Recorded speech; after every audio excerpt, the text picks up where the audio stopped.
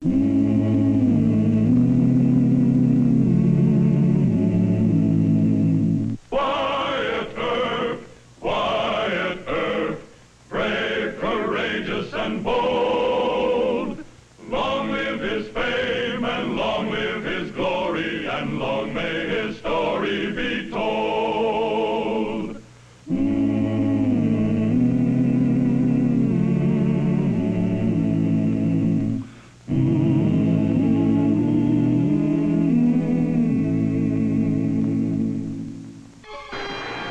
gunfight at the OK Corral had its inception in the holdup of a sandy bobline stage. After the death of Old Man Clanton, Marshal Earp thought he saw another chance to split the Clantons' outfit by tricking the outlaws into gunning each other down. Wyatt knew that if this failed, there would have to be a fight to the finish between the John Laws of Tombstone and the Clanton gunfighters. All right, you know what to do.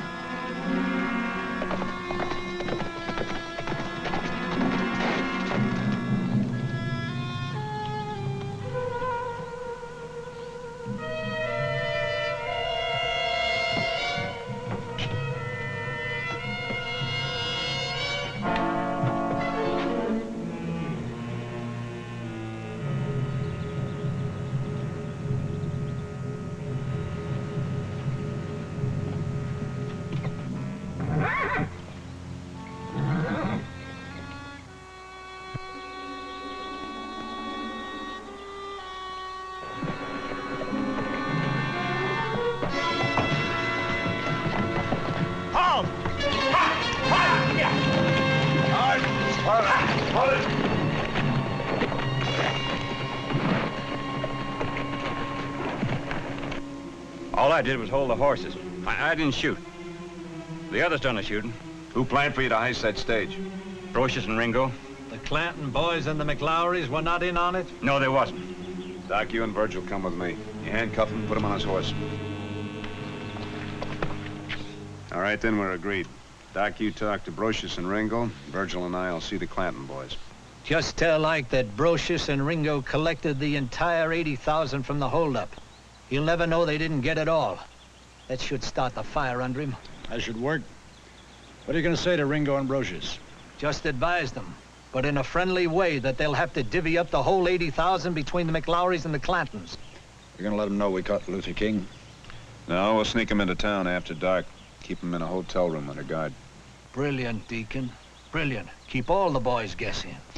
Yeah, that'll increase the pressure, huh, Verge? I'll go tell Mort. Wyatt's toughening up, at last. It's a good idea to stir up some trouble in the Clanton outfit. It's just one catch. Catch?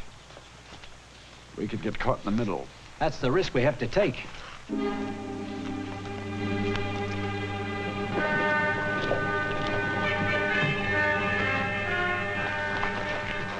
Clanton boys at home? They don't want to see you. Well, we want to see them.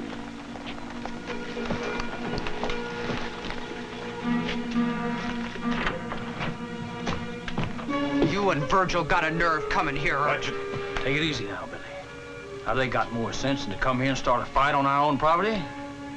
Now, what's on your mind, Wyatt? We'd like to talk inside, Ike, if you don't mind. Now listen, Did he? Now, Papa always invited him in, so we'll go along with that. We'll act real polite.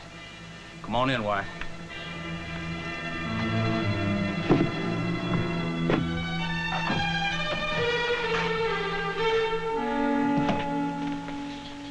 I figure you boys didn't plan it. They murdered one of the passengers and the driver and shot at Bob Paul. Real botched up job, typical Brocious Ringo operation. How much to get? $80,000 in bullion? Wells Fargo's kind of mad about it. $80,000? Well, how do you like that?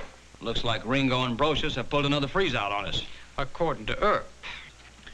Maybe they only wanted to surprise you, Billy. Billy, you know the McClowrys ain't gonna like this a bit. Seems like that ever since Papa died, Ringo and Brocious have got so big-headed to think they can pull anything. We're wasting our time, Wyatt. Let's get back on the trail. Yeah, I guess you're right. I'm gonna bring in those 4 men. Try and make a deal with them. Maybe they'll decide to talk. About what? We have no proof that Ringo and Brocious ordered them to heist that stage. They only suspect that you and the McClowry boys didn't order it. They don't amount to much in the outfit anymore.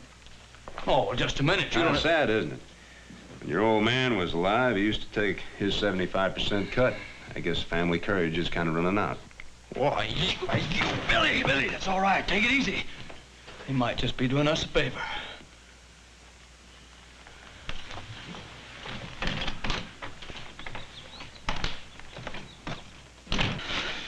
Liars. Ringo and Brocious wouldn't dare hold out on us. Now, just hold your temper, Billy. He called me a coward. Well, never mind. We'll just have to have a little talk with the McClowrys. What for? Well, now, Billy, you don't want everything that Papa's built up taken away from us, do you? Lying John Law talk. Yeah, well, what if it ain't? Well, then we'll just fix Ringo and Brocious. Me and the McClowrys can take them.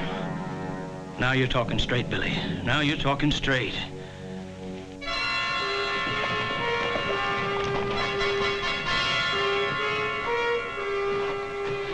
Well, what are we gonna say to Doc? Nothing. Let Doc say it. He sent for us.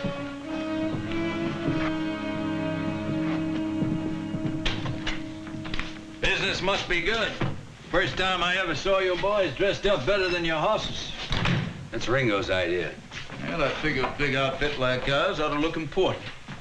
You called us here to talk about clothes, Doc? Nope. I kind of like Bill Leonard. Wyatt's after him for that stage heist.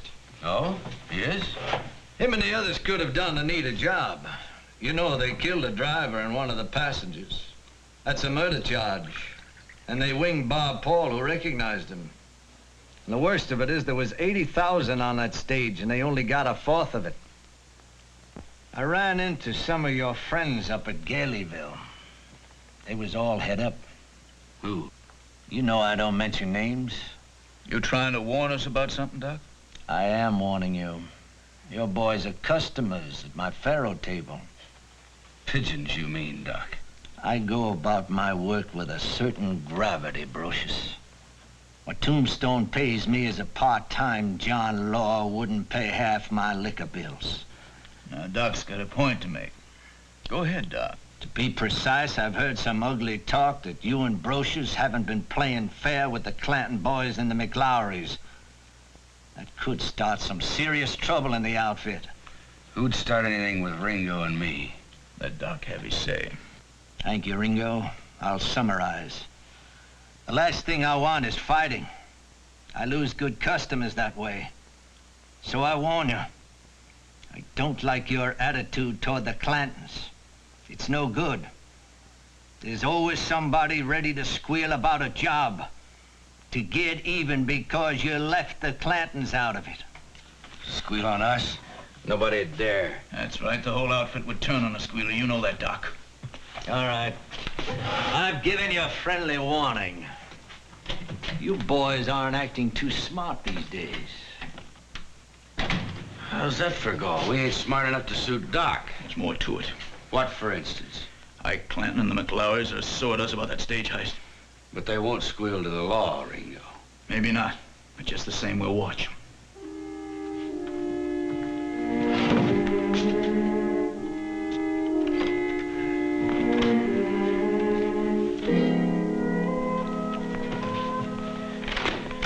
Let's see what this is all about.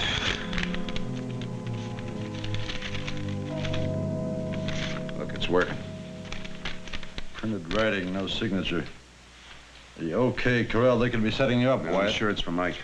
You better take Morgan and me with you. Hey, just clam up if you came along. I'll talk to him alone.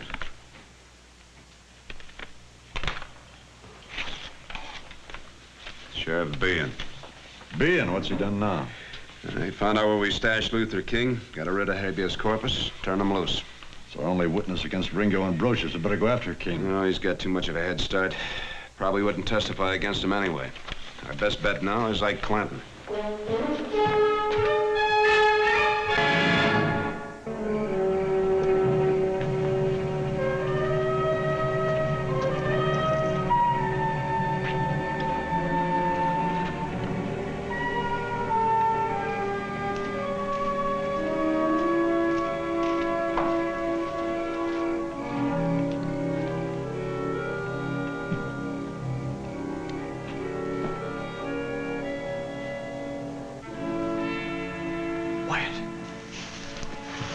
Over here.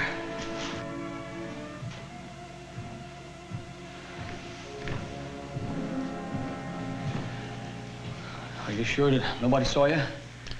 I patrol here all the time. People will think it's just routine.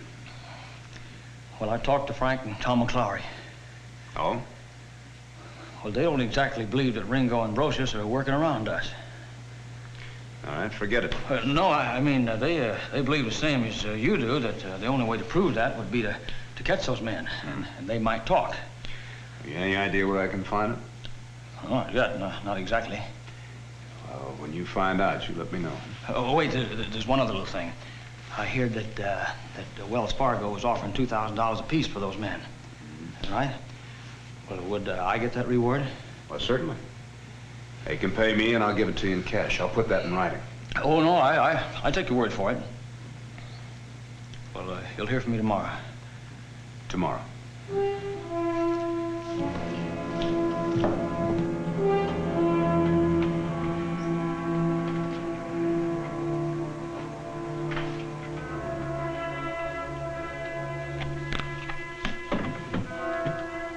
It's 10 out. Ike's message said noon sharp.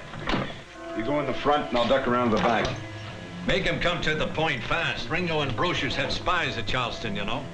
If Ike is at the bar, you talk to him for a while. Everybody knows you're trying to speak in terms of the Clantons. I'll cover you, what? Then Ike can drift to the back room, right? Right.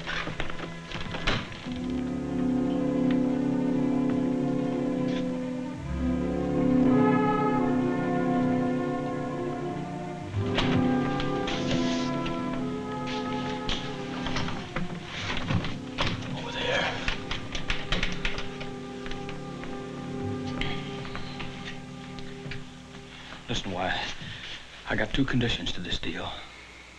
Name him. Well, the first is I want you to promise that nobody knows nothing about this whole thing. I promise. And the other thing is, suppose you don't get them both alive. Do I still get the reward? Well, I have to telegraph Wells Fargo about that. Well, how long will that take? A couple of hours. Yeah, well, you send Doc Holliday with the answer. I'll be over at the Oriental. You know, I'm taking a big chance on this. If Ringo and Brocious ever find out about it, they'll have the whole bunch after me. I'll send the telegram.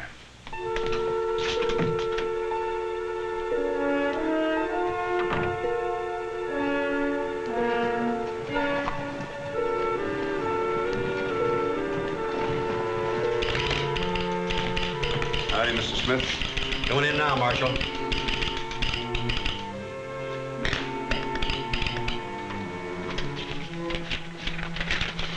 Don't reckon there's any answer. No. Thank you, Mr. Smith.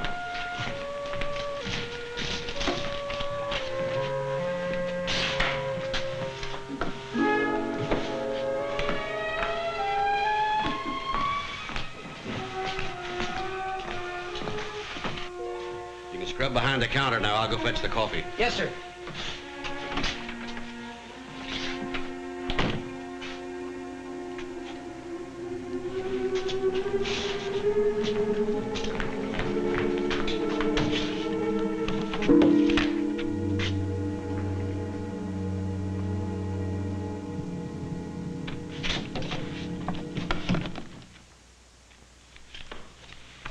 Busted here. Hey, kid, in here. Herb got a telegram. Herb got a telegram from Wells Fargo that they pay the reward, dead or alive. Somebody talked. Did you find out who? No, but it sure looks funny, Mr. Brocious. I saw Ike Clanton talking to Doc Holliday at the Oriental. We gotta get out to Lost Ogie Camp before Herb does. Let's hit leather. Get out of the way. He spilled it, and I think he's telling the truth. Ike says that some of our men are holed up in Lost Ogie Canyon. That's on the Bisbee Trail. He also says that one of them has some buckshot in him. Well, Paul says he hit one. We can get there by tomorrow sunup if we hustle. Looks good.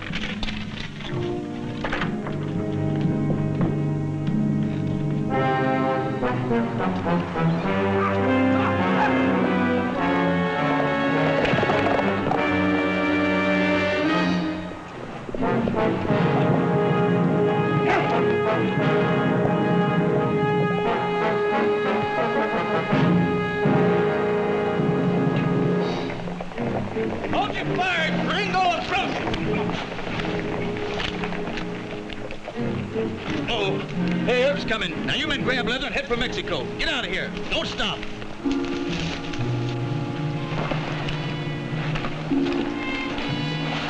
Oh, get this stuff out. Over.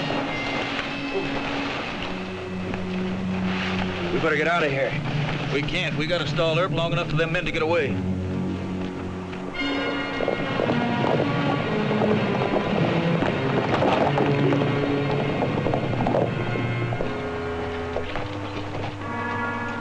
Well, there's Lost Ogie Canyon.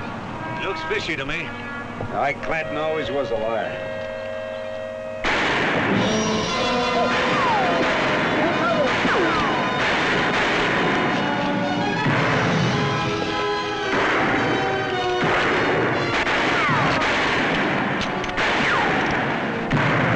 Hold your fire! They're shooting high.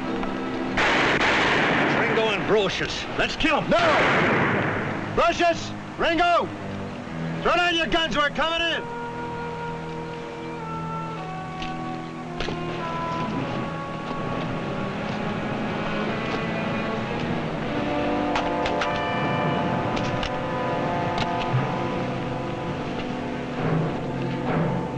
Why don't we run? Give Earp an excuse to gun us. Besides, there's something I want to worm out of him. Who tipped you off we were coming here? You want to make a deal, Marshal? Name it. Well, you tell us who squealed about this hideout, and I'll tell you. That ain't a fair shake. Shut up, I'm talking. Now, is it a deal, Marshal? No deal. If I did have any informers, I wouldn't set them up for you. Well, you're not going to save anybody if we already know who done it. Ringo's just killing time, Wyatt. Yeah, the men we want are heading south while we stand here and jabber. Try and catch him, why don't you? We'll do just that, Curly. Go get the horses. This time, if there's any squealing, it'll be done in court.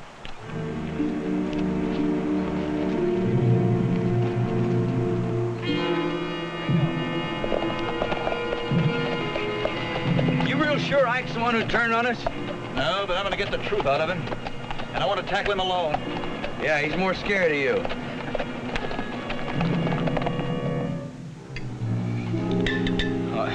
I can't eat anything. Oh, I sure do wish Papa were here. Oh, sit down, Ike. Swallow some sand for your craw. Man can't digest his food with you moaning like a coyote, Ike. Come and eat. I ain't hungry.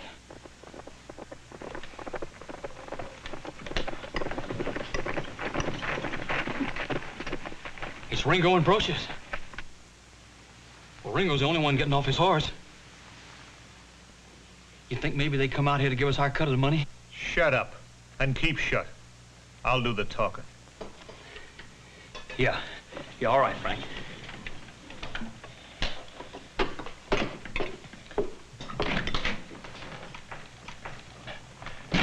Hello, Johnny. Well, well, what do we got here? A meeting of honest ranchers? Not all, Ringo. Tom and I just dropped in. Lots of grub left. Grab a chair. Yeah, I'll go out and get Brocious. Tell him to light down. Come on in. No, we ain't got time, Ike. The Earps hit Lost Ogie Canyon at sunup. Well, they did? Yeah, but they didn't get what they come after. Me and Brocious stalled them with a few questions. Get any answers? One answer. It was kind of funny. Yeah? Seems Earp says that Ike is the one who tipped him about our boys being holed up at Lost Ogie. Ain't that a laugh? Well, why would I tell him that? He said you also said they were the ones who held up the stage. Oh, Erb's a dirty liar. Oh, now, Johnny, you don't believe Herb. Well, now, where's your sense of humor, Ike? I said I thought it was funny, didn't I? Ringo's always talking humorous. He better be. We don't like Oh, now, jokes. Tom. Now, Frank, now, let's don't get sore now. Now, Johnny, tell him you don't believe Herb. You don't think I'd listen to no John Law now, do you? Frank, Tom, I just thought you'd enjoy a little joke, that's all. I guess my joke must have missed. Well, I wish I could visit with you longer, but I got some business in Charleston. So long. So long, Johnny. Yeah. Goodbye, Ike.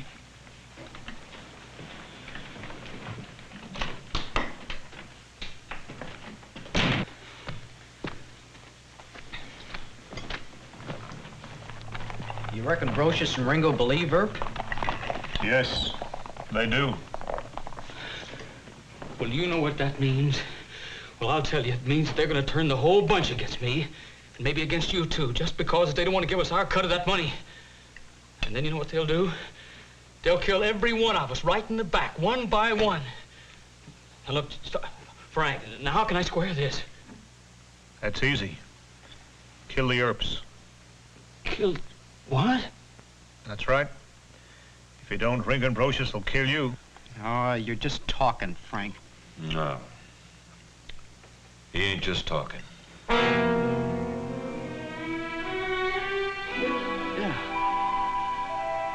Yeah, that's right.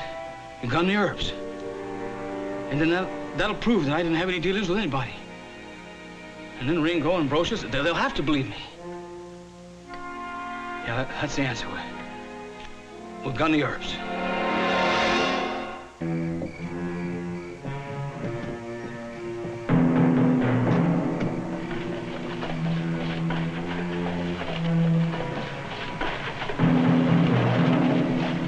Hold it, Herb. I said hold it!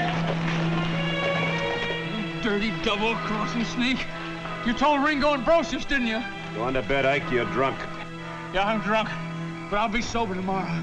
You know where you'll be, you and all your brothers? You'll be dead. You better start praying.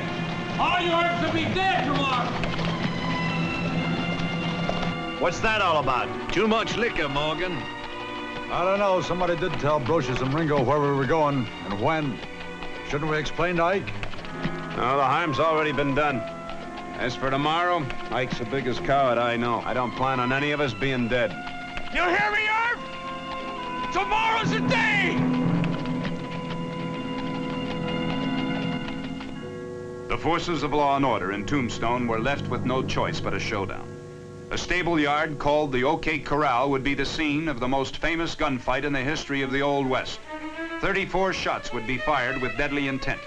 It would take just 30 seconds to determine whether Clanton outlaws were to rule Arizona or whether Wyatt Earp's long struggle to uphold the law would continue.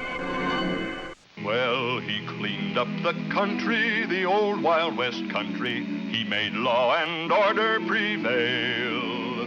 And none can deny it, the legend of Wyatt forever will live on the trail. Oh, Wyatt Earp, Wyatt Earp, brave, courageous, and bold. Long live his fame, and long live his glory, and long may his story be told. Long may his story be told.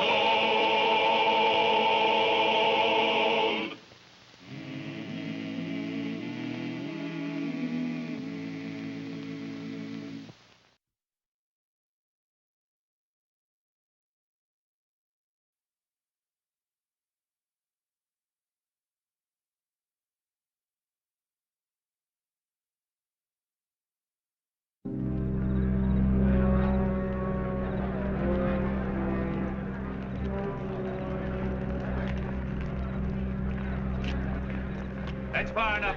Hold it right there. I got dynamite planted underneath this whole street.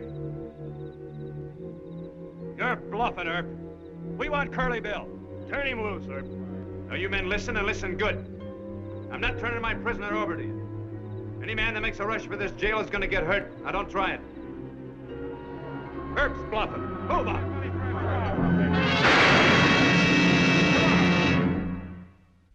Oh, Wyatt Earp, brave, courageous, and bold. Long live his fame, and long live his glory, and long may his story be told. The Life and Legend of Wyatt Earp, starring Hugh O'Brien. Marshal Wyatt Earp had dealt with Curly Bill Brocious many times when that notorious gunman had visited Dodge City. Although he robbed and rustled cattle and was a brutal thug to whom murder was routine, in leisure hours he could be good-natured. So on the day when Curly decided to celebrate his birthday in Tombstone, Wyatt didn't know whether the day would result in fun-making or trouble. I seen that, Doc. You put that back. Man plays checkers with you needs 4 eyeballs. Howdy, Chief. Howdy. Wyatt isn't back yet? No, sir, he ain't. Quiet. I'm studying the next move. I'm sorry to interrupt your game, Doc, but the entire Clanton outfit just rode into town. In the middle of the week? It seems that it's Curly Bill Brocious' birthday. They're overflowing the Birdcage and the Oriental. Brocious never had any birthday. He wasn't born. He was hatched out of a rattlesnake's egg. Trouble, Doc. I hope that's Wyatt coming now.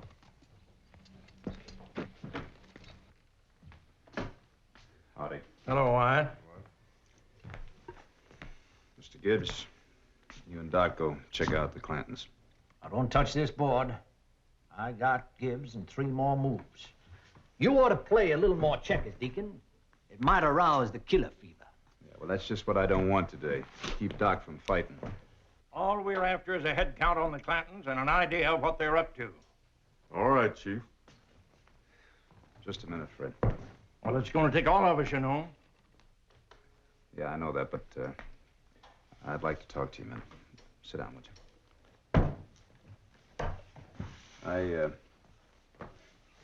Well, I've been kind of wanting to caution you for a long time.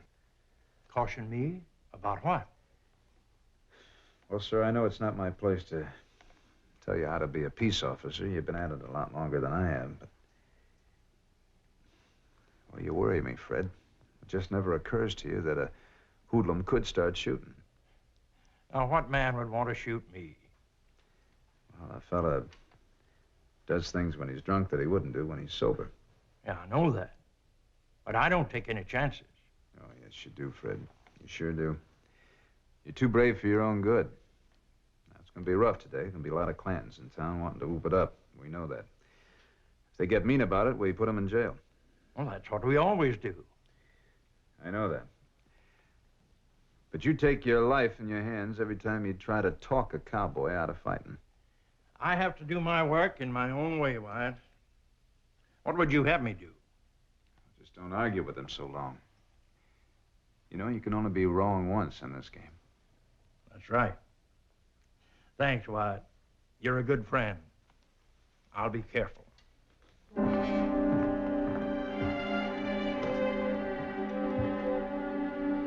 Curly, it's your birthday! Happy birthday, Curly!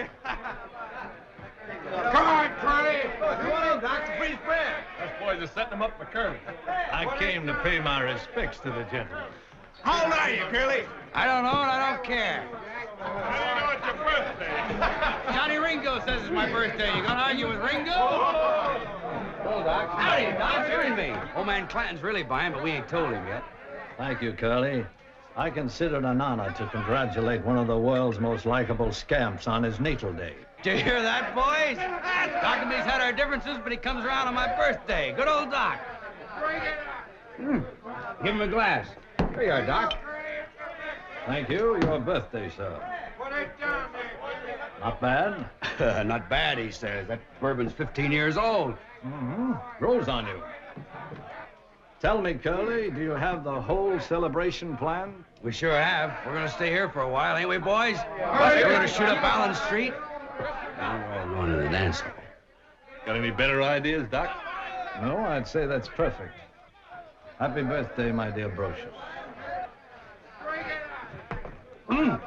Party's a starting, Doc. I'll be back. Save me some of that aged nectar.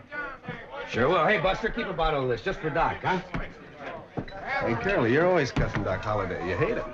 Oh, forget it. Doc's all right. Step up, boys. Come on, Ethan. It's my birthday. Billy, Jimmy. Come on, have a drink. Jimmy. That's 15 years old. How about a beer, huh? When you gonna lock us up, Marshal?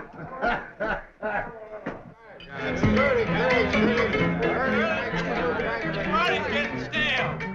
Stale? You think so? Yeah, I thought you said we were gonna shoot up Allen Street. That's right. Get the gun. Yeah, Quiet! You heard him. Quiet. I'm Curly Bill. This is my birthday. We gotta celebrate good. All right, let's get your gun.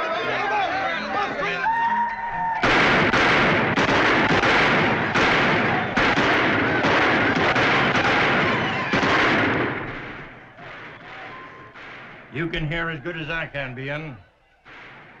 You're supposed to be the sheriff of this county. You gonna do anything about those guns out there? Fred, you're giving too much importance to a little noise and fun-making. Maybe that I am. But we both know that guns and liquor are a bad mixture. I aim to do what my job calls for. Do you? You don't have to do anything. They'll go home after a while. Nothing will happen. Then you won't help me disarm them? No. And you're an old fool if you think you can take guns away from the Clanton boys. Go to bed and shut your ears. You're a puny excuse for a sheriff, Bien. I'll return this favor someday.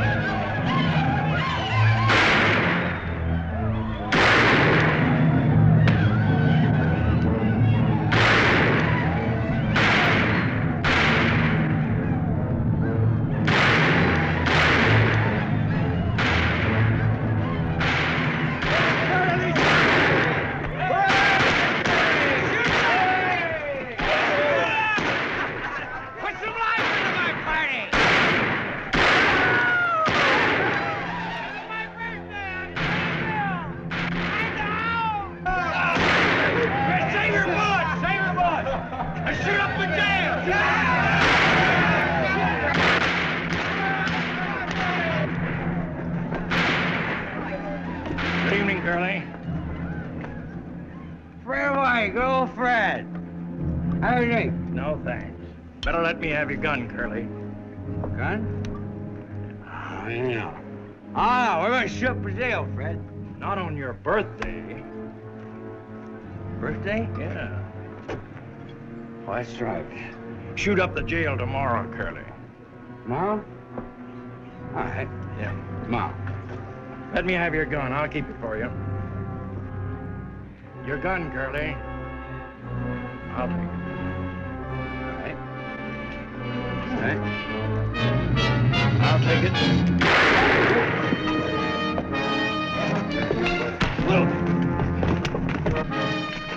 How bad is it, Fred? Stomach. Get him over to Dr. Goodfellow. If he's not there, find him. Yes, sir. You two, Linda, here. All right, get off the street. Rack your guns and been enough shooting for one day. Go on, move. Oh, you're blessing up. Come on, Curly, it's your birthday. Breaking up a good party.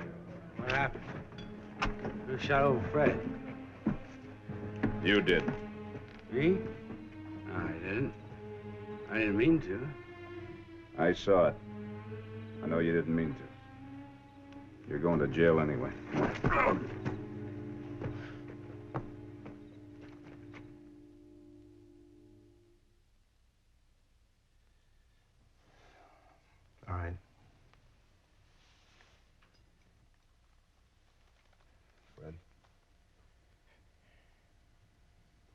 Fred.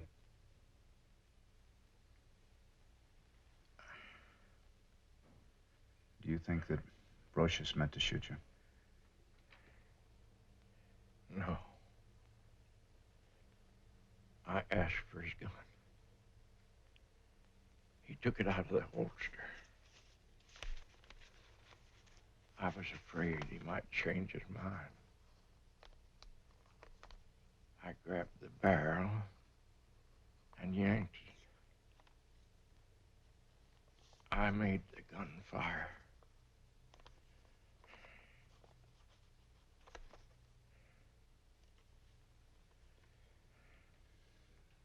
That's exactly the way I saw it happen. Fred, would you try and sign this now?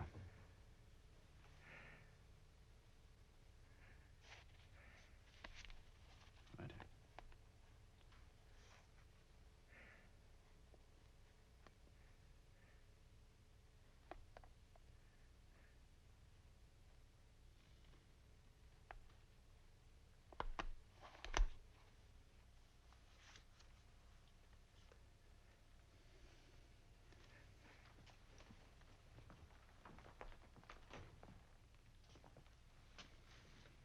Has he got any chance?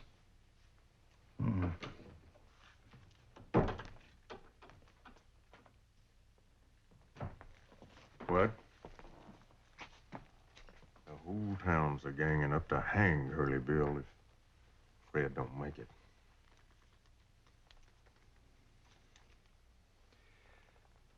Dr. Goodfellow, I'm going to have to leave. You run over and talk to Dick Gerd. Tell him I want some dynamite. About 200 feet of fuse. Got an idea, Wyatt? You know, I aim to plant dynamite underneath Allen Street in a circle around the jail. You think it's going to get that bad? Well, I hope it doesn't, but I want to be prepared if it does. Go ahead. Of course, if they should try to rush the jail, you only play it to scare them, right, Wyatt? Might seem too impertinent of me, but when are you going to start killing? Never, I hope. The last words of a tender-hearted church deacon.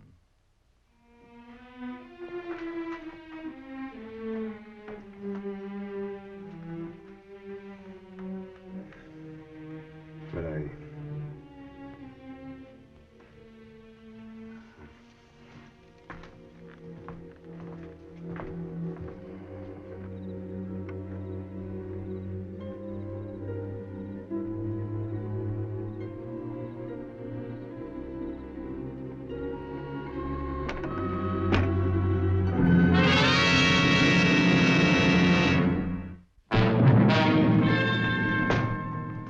Table.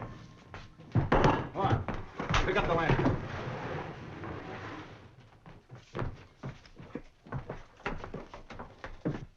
Come on, get on down there in a hurry, and I'll hand you the dynamite. Well, let me get this here lantern lit. I ain't got the eyes of a bat, you know. Well, you never have any trouble seeing a silver dollar at 100 feet. Here. The dynamite.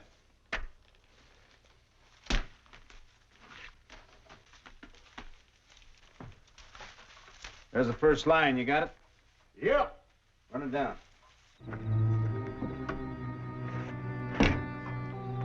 Boys, it's all over. Now listen, you men. Fred White was our friend. He was the best man this town ever had. Brocious murdered him. We ain't wasting time on a trial. You're right, Cookie. He doesn't deserve a trial.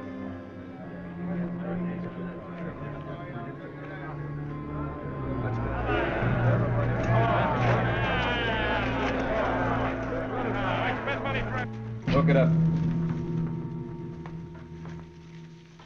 Fred White's gone. With the Clantons in jail and the mob on its way, why don't you let nature take its course? Curly didn't mean to shoot Mr. White. The rest of the Clantons were only drunk and disorderly. There ain't one of them who doesn't deserve to hang for some reason. Don't tempt me. Give me that line, will you?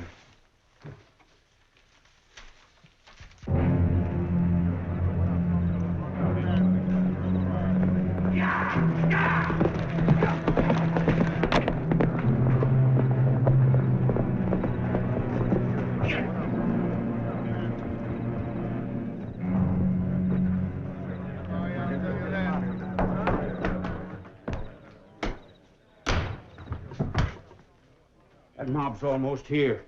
What are you doing about it? The best I can, Mr. Clanton. Did you leave your horse out front? Well, sure. Move him around back. I'm coming in with the rest of my men. That mob can't hang Curly Bill and leave this town standing. We'll stop him, Mr. Clanton. Mr. Gibbs?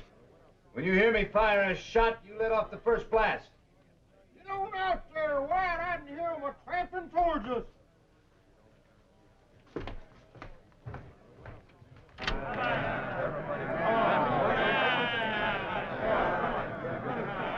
That's far enough.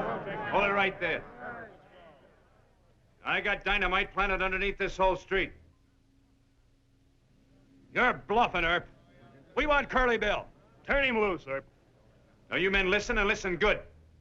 I'm not turning my prisoner over to you. Any man that makes a rush for this jail is going to get hurt. Now, don't try it. Earp's bluffing. Move up.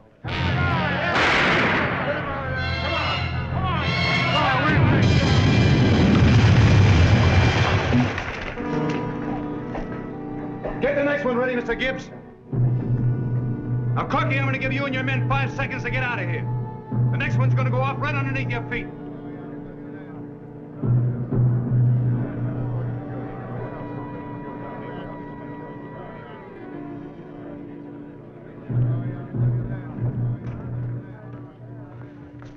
They had enough. Come on up, Mr. Gibbs. All right, what about Curly Bill and the rest of my men? Brocious is going to have to stand trial. The rest of your men will be released in the morning. Oh, you're going to hang Curly, but legal, is that it? I'm going to try and save him if I can, Mr. Clinton. Oh, sure, you're going to save him. Well, don't bother. I'll save him myself. I'll tree this town and burn it to the ground. Mr. Clanton, you just treed yourself. Get his guns.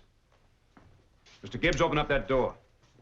Now, you think you can intimidate the law? Well, I'm going to give you a nice, cool spot that you can think about it, Mr. Clinton. Get in. And I'm letting my boys whack you on a whack you on a Lovely performance, Wyatt. But I would have been more pleased if you'd killed him. However, this is a good start. Now, after Curly Bill is hanged... That won't happen if I can help it. What? He killed Fred White. Shooting at a star isn't allowed.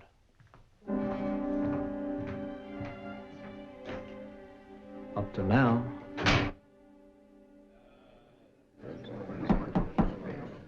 No matter what they said, I didn't mean to shoot Fred White.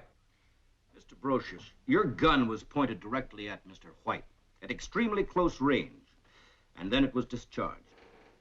Now, do you expect this court to believe that you, an expert with guns, did not deliberately fire that gun? I don't know how it happened. I'm telling the truth. Marshal White asked me for my gun. I was giving it to him. Barrel first? I don't know. I was handing it over, and he grabbed at it, and it went off. And that's all you can tell us. I was drunk. I really don't know how it happened. I'm telling the truth. Well, fortunately, we have a witness who was not drunk. That's all, Mr. Brocious. Step down. Marshal Earp, will you take the stand, please? Yes.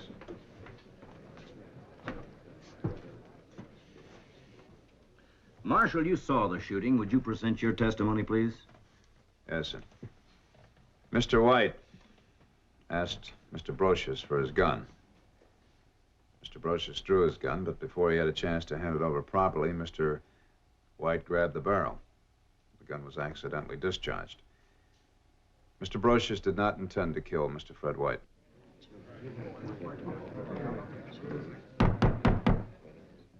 I fail to see how the gun could have fired unless it was cocked. And if it was cocked, Curly Bill must have intended to use it. Well, not necessarily, sir. Mr. Earp, I, too, have some knowledge of firearms. I realize that accidents can happen, but a gun cannot be fired unless it's cocked. Well, if Your Honor will permit, I would like to demonstrate how it happened. Please do.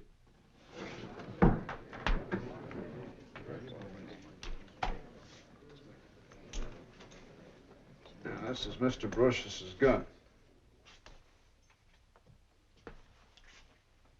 Your Honor, I have here some 45 blanks. Your Honor, while you have Colt 45s and know how to use them, we must remember that Curly is a professional gunfighter.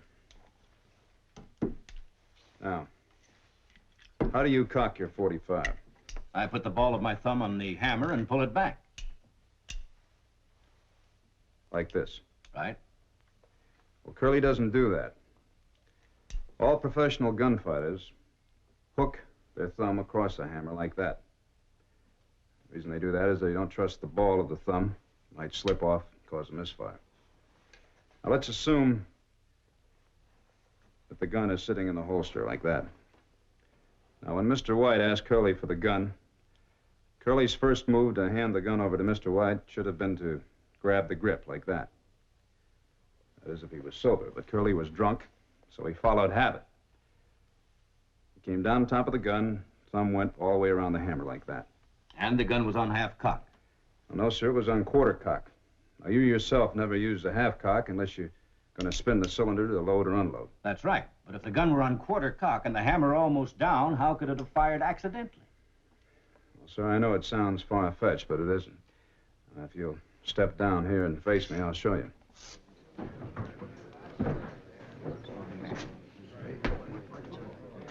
Now, I'm going to draw the gun the way Curly did.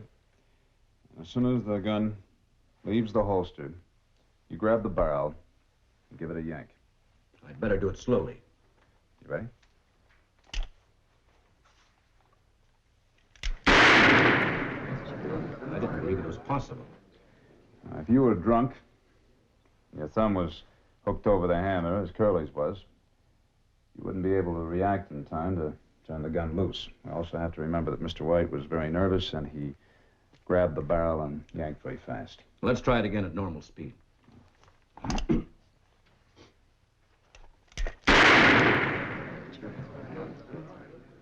You're right. Curly didn't have time to take his thumb off the hammer. His cocking the gun was an accident. Mr. Fred White himself caused the gun to fire.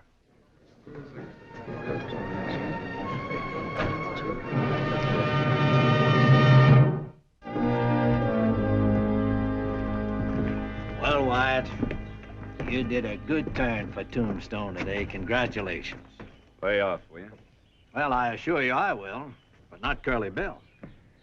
I know all about Curly Bill. Wyatt, why in the name of your tin star did you set him free? Why didn't you keep your mouth shut and let him hang him? Because I couldn't. There are times when I can't understand your set of rules. One day you want to clean out the hoodlums, the next you defend a rattlesnake like that and get him off free all by yourself. Why?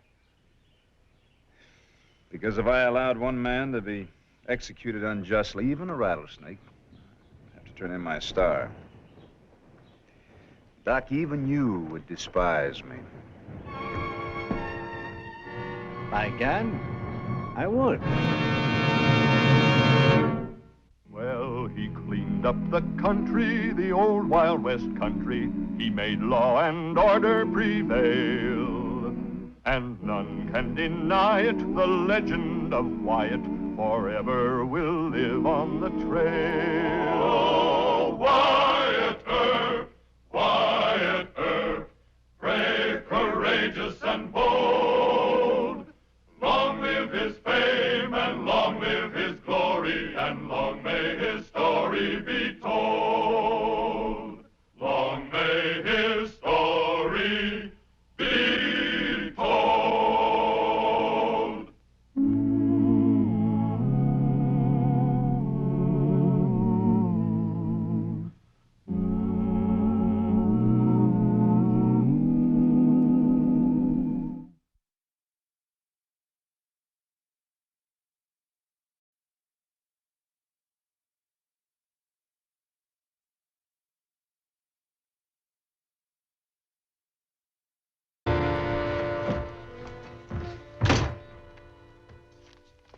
You done anything at all about that editor, John Clum? Well, no. He's a newspaper man. He thinks that I don't care what he thinks. Now, he can be put out of business. You're the sheriff. It's your job. The newspaper doesn't have much circulation. I read it, and my boys read it. Supposing some of the wrong people in Washington get hold of a copy, Now, the nugget is on our side. Anyway, one newspaper's enough for a town. You run that fella out of Tombstone. That's easier said than done, Mr. Clanton. What I say, you do. Oh, Wyatt Earp, brave, courageous, and bold. Long live his fame, and long live his glory, and long may his story be told. The Life and Legend of Wyatt Earp, starring Hugh O'Brien.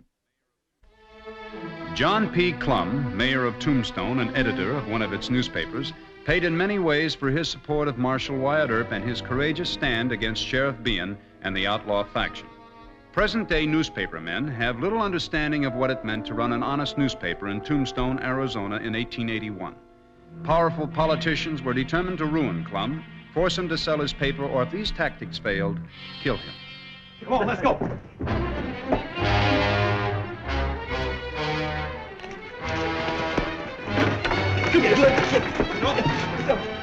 Let's get the whole thing. Come on, let's go. Let's get it over. Get him out of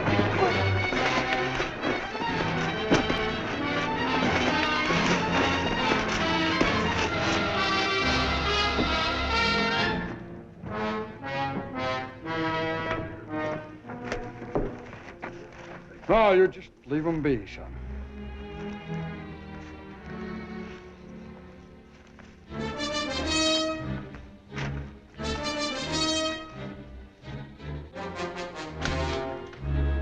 Wait a minute, Dameron. You're gonna go out there and you're gonna pick up every one of my papers.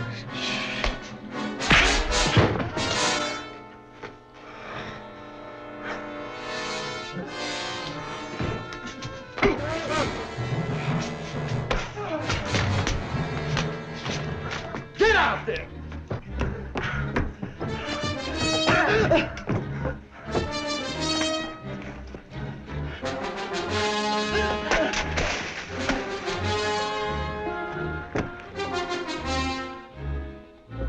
Now you pick them up! No. I'll sue you for this. Hold it, John. What's your temper? Are you going back to your office?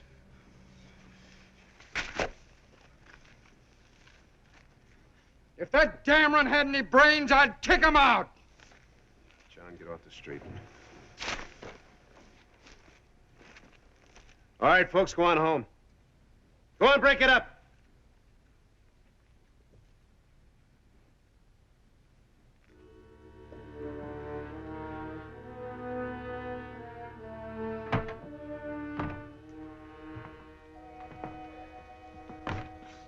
Your boy saved most of the papers.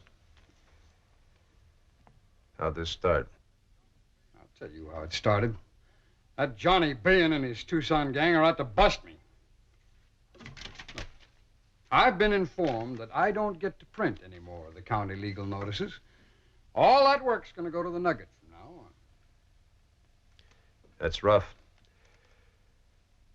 What will it cost you? About $100 a month, at least. That won't break you, will it? No. No, it won't break me, not by itself. Look at here. They've started to work on my advertising. Cancellations for my advertisers. 5 of them. 5 of them just since yesterday.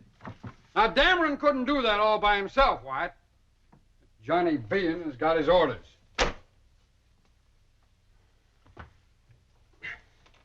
All right. What can I do? Well, they'll probably try and smash us up again. Break up the press, burn down the tent. I'll put an extra deputy on guard here. Thank you, Wyatt. Thank you. But this advertising boycott's the rough one. They keep that up long enough, that'd break me. It won't. I'll talk to Miss Nellie and the Citizen Safety Committee, have them talk to the advertisers. The main trouble, John, is that you've got almost as bad a temper as I have. Well, Wyatt, I've wanted to clobber that Dameron for months. He's just a hired hand. Don't waste your strength. You clobber him in print. No, I'm going to clobber Johnny Bean in print and right now. No, sir. And why not? Because you know that Bean's just itching to sue you for libel. Libel. Let him sue me. Now, take it easy, John. You can't afford to pay a libel judgment along with everything else, right? Of course, you're right. I'll talk to Miss Nellie. In the meantime, you just ignore what happened out there in the street. All right, Wyatt. I promise you. As soon as we get some proof on Bean, I'll be the first one to back you up. Well, thank you, Wyatt. I'm sorry. I guess I blew up out there pretty good, didn't I? Who hasn't? You know, a newspaper can't afford to lose its temper.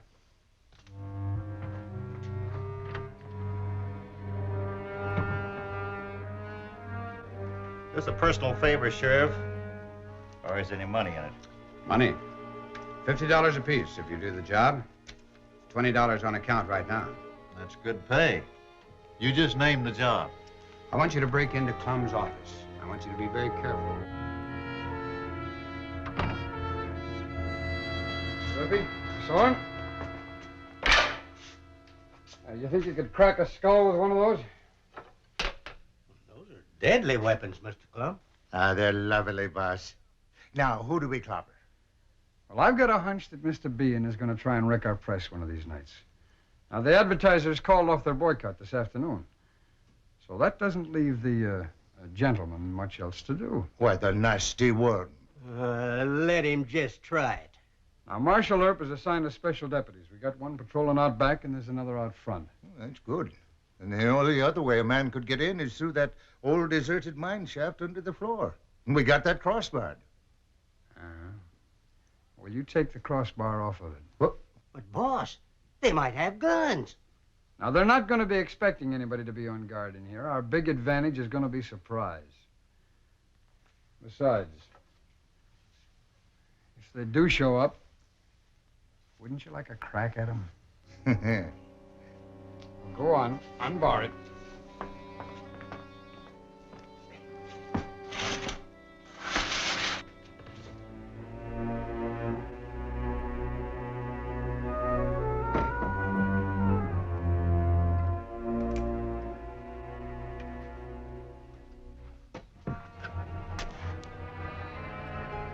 All clear, Tom. Hand the hammers up.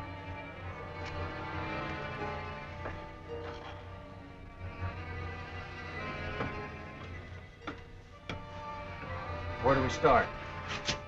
Right there. That's the one the man wants busted. That won't take long.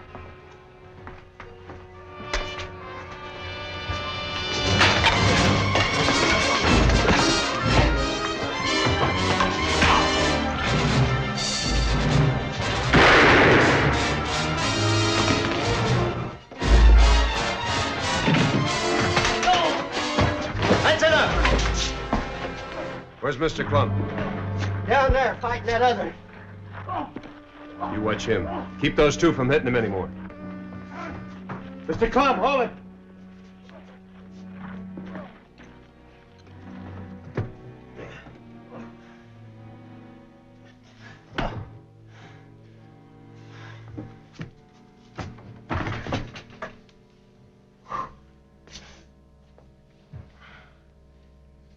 Look at you.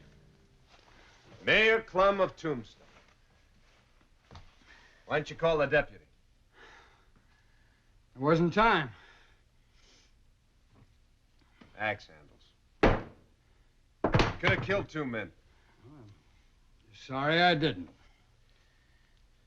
When's your wife coming home?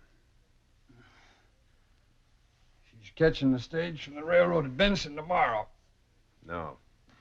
You're going to go to Benson the stage and pick her up and bring her back yourself. You take Rappy along just in case. Me? Why me? Now, you look, Wyatt. I happen to be... You happen to be a hot-tempered man with a lot of provocation to go around bashing skulls in. You go pick up your wife. She can calm you down on the way home. You giving me orders, Wyatt? No, just good advice. Shotgun and I will... We'll say we had to subdue these men. Why? I'm not going to go hiding behind you. You are this time. Your paper happens to be the only way we're going to have honest news around here. Now, you want people to think it's edited by a hot-tempered brawler? No. I see your point, Wyatt. Thanks.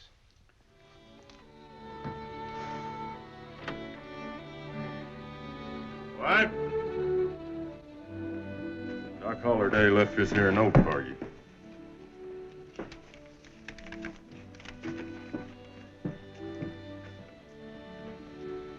I'm wrong, Wyatt? Doc Holliday seems to think so. Of course, Pete Spence may have been making drunk talk. On the other hand, it could be true. Frank Stillwell is Bean's deputy. He thinks they may try stopping the stage and killing me, huh? They might. I can tell you what you do. You get off the stage, at the first water stop, hide in the brush. Mr. Gibbs and I will be along. All right. Howdy, Marshal. Howdy, Mr. McDaniels.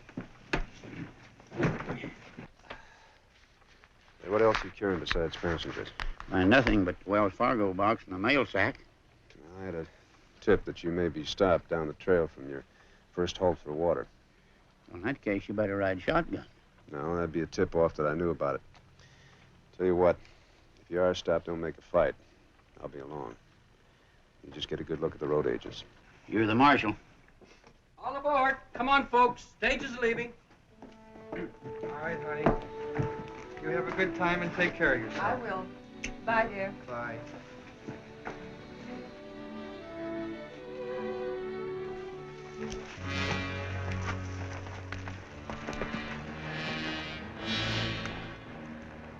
We should take Clem right at the water stop. No, I got my orders from Bean, Pete.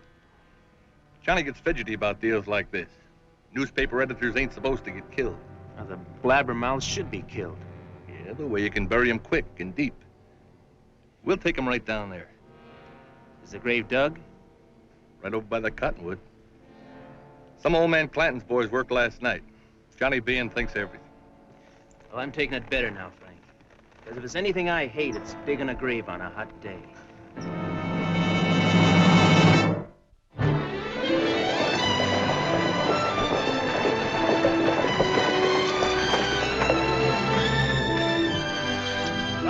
For water, folks. 5 minutes.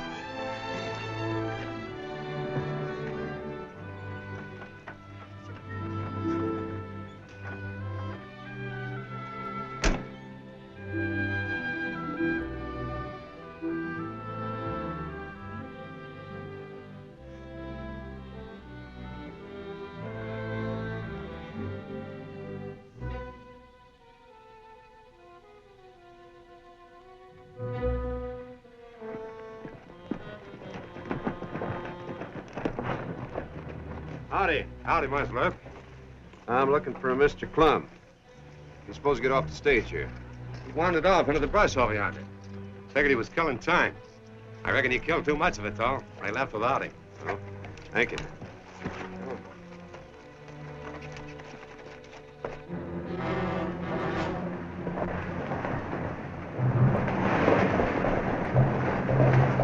Let's go.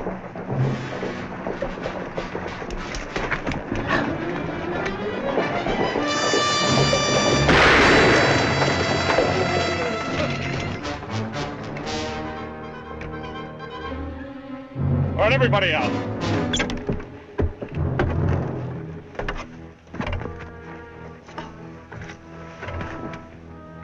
John Clem ain't aboard.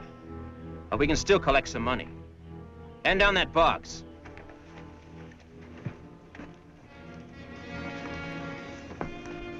Oh, you sure got yourself lost. Well, I wanted to make it look good, Wyatt. Well, if we hustle, may stop him from robbing that stage. I don't know, White. They got a pretty big lead on us. Well, we got to give it a good try, Mr. Gibbs. I'm sure Mr. Reppy won't like being held up any more than Wells Fargo will. What's the matter with your mules? He sick? No, sir. You just don't see no sense in working in all this heat. Promise him another apple.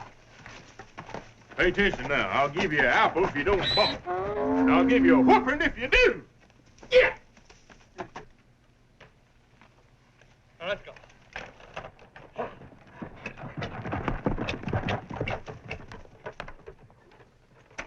Why, you didn't even fire a shot. What kind of driver are you? They took my watch that was imported from Switzerland. I'm going to report you to Wells Fargo, driver. Now, you do just that. If I'd have fired at him, one of you people would have got shot.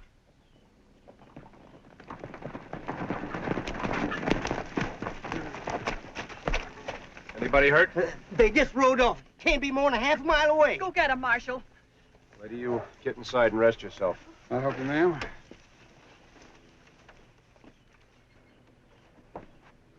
Recognize anybody? Frank Stillwell. He was masked, but he's wearing the same pair of fancy boots I saw him in Bisbee last week. Describe the boots. Well, they were light tan with silver thread stitching. Very fancy. Look here.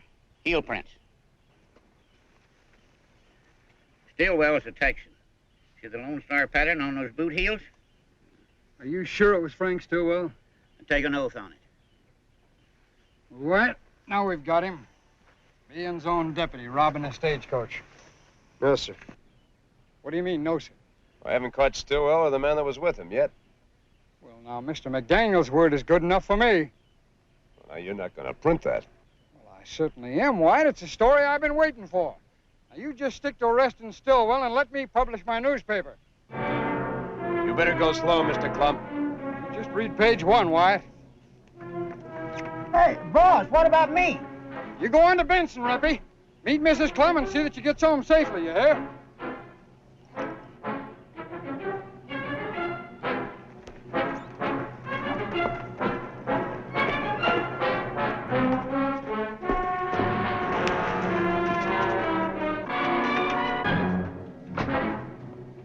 Mr. Soren.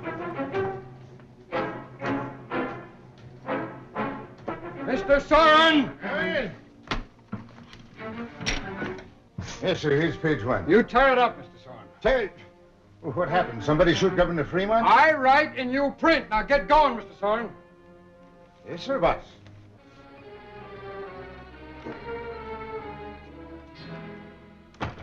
Wyatt, have you seen this? Yes. What can John prove what he wrote? Well, I don't know. Bean's going to sue. Judge Spicer will be here tonight. Doesn't give me much time. But he can't afford to pay a judgment. We all tried to get him to hold on to his temper. This means he'll lose the newspaper, doesn't it? Probably. Unless I can find Frank Stillwell. Stillwell, is that the deputy that he wrote about? Yeah. He just came into town not half an hour ago with Pete Spence. You sure? They pulled up in front of the Birdcage Saloon. Excuse me. It appears to be in good working order to me. What about a drink, Shotgun? Yeah. Give me the usual sarsaparilla. And put a right smart ice in it, will you? You bet. Want one for Roscoe, too?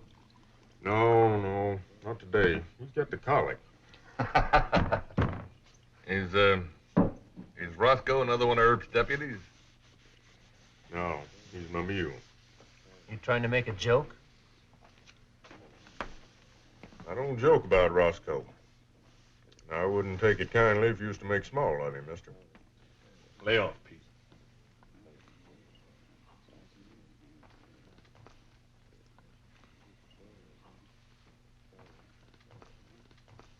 Mr. Gibbs, I'll take over patrol. You go look after Roscoe. Well, thank you, Wyatt. I got to walk that critter and cool him out a bit. I didn't last this one with a star. How come he's a-wearing it? I'm Frank Stillwell, and I'm Bean's deputy over at Bisbee. Well, ask Bean. I believe you, Mr. Stillwell. Mr. Gibbs, check your shotgun? Yep. Like to have some ice water, Marshal? No, thanks. I gotta hustle along. You seen you, Mr. Stillwell? Sarsaparilla and ice water. Shut it. We're in the clear. We keep it that way. Criminal libel, that's what it is. Yes, but Sheriff Don't Bean... yes, but me. Now, you go draw up the papers. You know what I want you to do. Get out, Bates.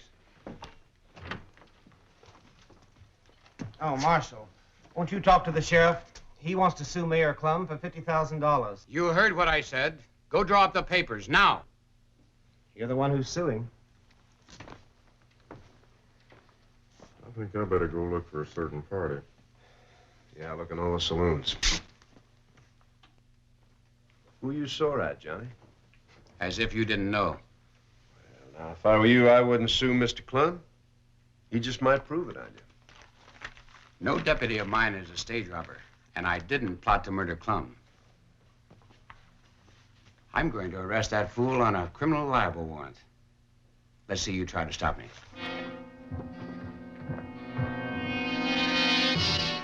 This defendant willfully, maliciously libeled Sheriff Bean. By the evidence of this newspaper, Mr. Clum accused Sheriff Bean of appointing a road agent as his deputy, and by implication connected him with an alleged attempt on Mr. Clum's life. We therefore ask that the court rule for the plaintiff in the civil libel action, and that Mr. Clum be remanded to jail pending sentence for criminal libel. Mr. Clum. Yes, Your Honor. The only defense a newspaperman has against an action of this kind is to prove that his newspaper told the truth. Now, do you have any evidence to support your charges against Sheriff Bean? Well, I haven't had time to verify all of my evidence, Your Honor. Sheriff Bean arrested me just this afternoon. However, Marshal Earp is working on the case right now. He has no proof. He printed lies. Lies! Sit down, sir. Now, Mr. Clum, a newspaper has no right to accuse anyone of a felony unless it is prepared to offer substantial proof. Now... The court, please. Yes, Mr. Earp. This is Mr. Frank Stillwell, appointed deputy sheriff by Sheriff Bean. At the robbery today, I saw prints of these heels. Mr. Clum, Mr. Gibbs, and I can testify as having seen the prints. This gentleman here will testify that he changed these heels for Mr. Stillwell. Mr. Stillwell is now wearing low heels, new ones, as the court can see. Sheriff Bean, Mr. Earp has produced strong circumstantial evidence that your deputy, Mr. Stillwell, did take part in that stage robbery. A pair of boot heels. More than that, Your Honor. I can produce Levi McDaniel, driver of the stage. Mr. McDaniel is prepared to positively identify Mr. Stillwell as being at the robbery. I can't help it if one of my deputies goes wrong. You appointed him. You even defended him until the weight of evidence began to frighten you. It is the advice of this court that you drop your charges against Mr. Clum. If you take this case before a jury, you may be found guilty of collusion, and a charge of malfeasance in office would then be in order. Now, what do you say? I'll drop the charges.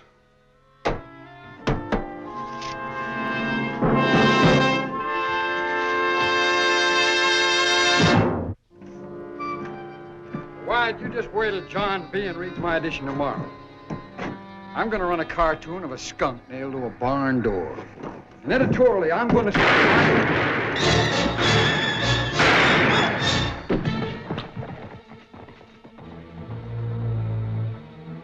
Editorially, you were going to say? That he's a knave, a poltroon, and a double-dealing scoundrel. Such as John Bean, and such as he is, my newspaper will always fight. That's what I'm going to say editorially. John Clum, fighting editor. Well, he cleaned up the country, the old Wild West country. He made law and order prevail. And none can deny it, the legend of Wyatt forever will live on the trail. Oh, Wyatt Earp, Wyatt Earp, brave, courageous, and bold. Long live his fame, and long live his glory, and long may his story be told.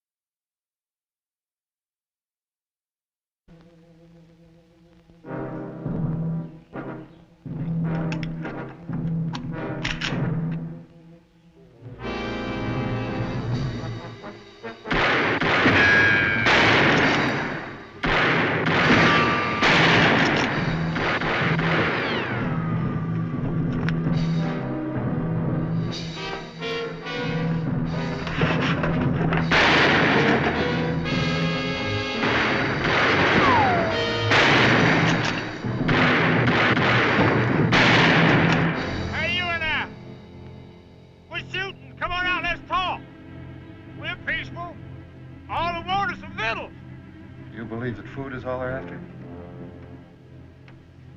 Well, we'll find out.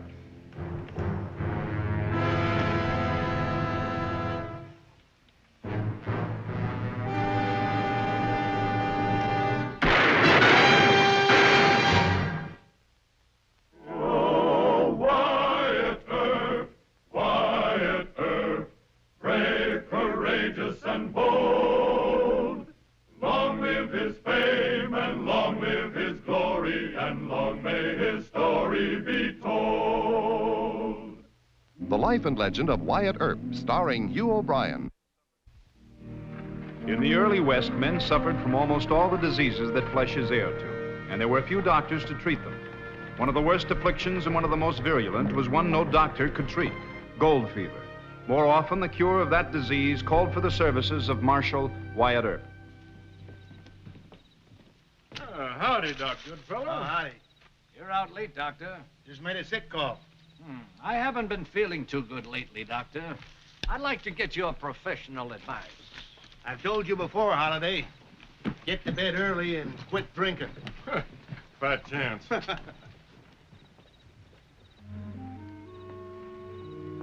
Hey, what are you doing? It's Odie Hewitt. Hewitt? Just hold up there.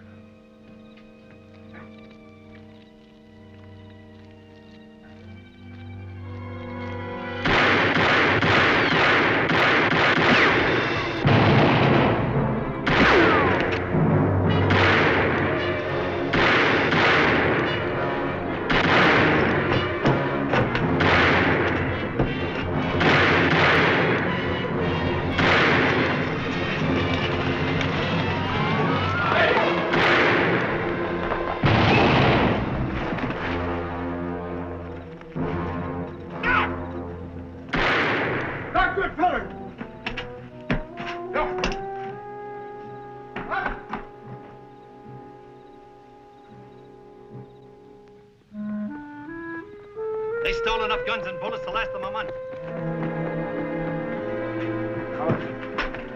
He's get bad. Give me a hand.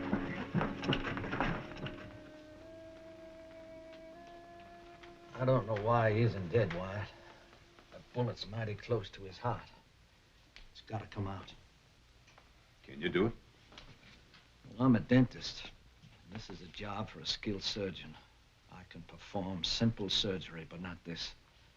I'd kill him for sure. But he's gonna die if you don't. Maybe not, Wyatt, but it's far beyond me. Mr. Gibbs, saddle my horse. I'll go to Tucson and bring another doctor back. You won't have to go that far, Wyatt. Haven't got that much time. There's one much closer. Where? Up at Jake's cabin, south of the relay station. He's panning gold up in the hills. That's right. He was through here a while back. Get my horse, bring him over to the jail. What's his name? Mason, Henry Mason. He's a former pupil of Dr. Goodfellow's in that medical school back east. He showed great promise of becoming a great surgeon. What's he doing panning for gold in Arizona? Well, there's gold fever. Got a secret tip from one of his patients. Came out here to find it. All right, I'll go get him. You keep him alive until I get back. I'll try, Wyatt.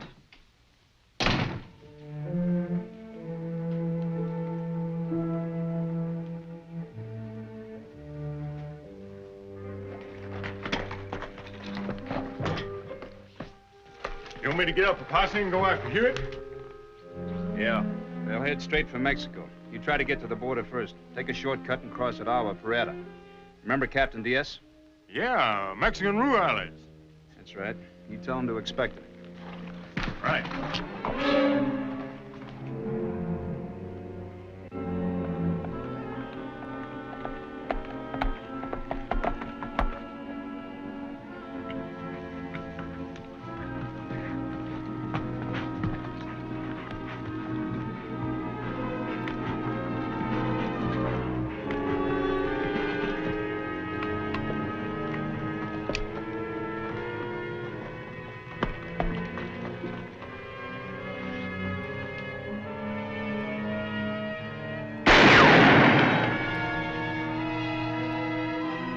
Go away, mister.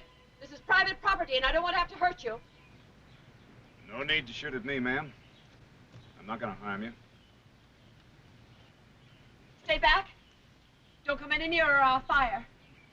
Strangers aren't welcome here. Ma'am, I'm a United States Marshal. You needn't have any fear of me. Well, if that's true, you'll go away and leave us alone. I rode an awful long way to see somebody. Who? Dr. Henry Mason. Is he here? No. Now turn around and go. Where is the doctor? What do you want with him? I have to talk to him. Why? He's done nothing wrong. I know that. But I have to talk to him. A man's life depends on it. Stay back. I don't think you'll shoot, ma'am. You don't want to kill anybody, and you know I'm not going to hurt you.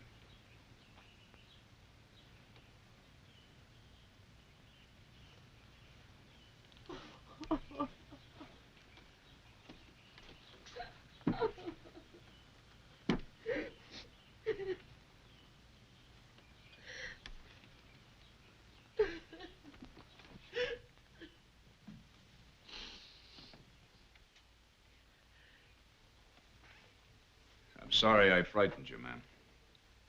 But I am a United States Marshal, and I can't go back without the doctor. You said a man's life depends on my husband. Yes. Our doctor in Tombstone was shot, and he's going to die unless your husband operates on him, and quickly. He won't do it. But he's got to. He's our only hope. There's no other doctor in these parts. Look, your husband studied under him in medical school. That still won't matter to him. He doesn't care.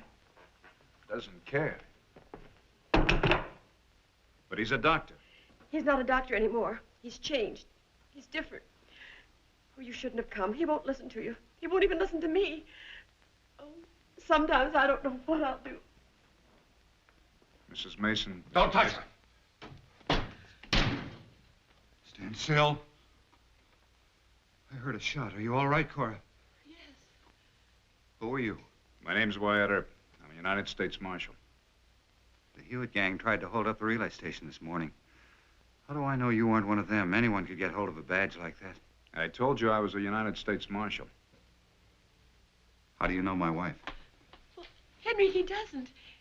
He was just trying to comfort me. My being upset, shooting at him and all. No need to be upset. Anybody comes around here deserves to be shot. We've had claim jumpers here before, remember? But he's not a claim jumper. He needs your help. Dr. Goodfellow is dying with a bullet next to his heart. You've got to come back to Tombstone with me now. I've given up medicine. We'll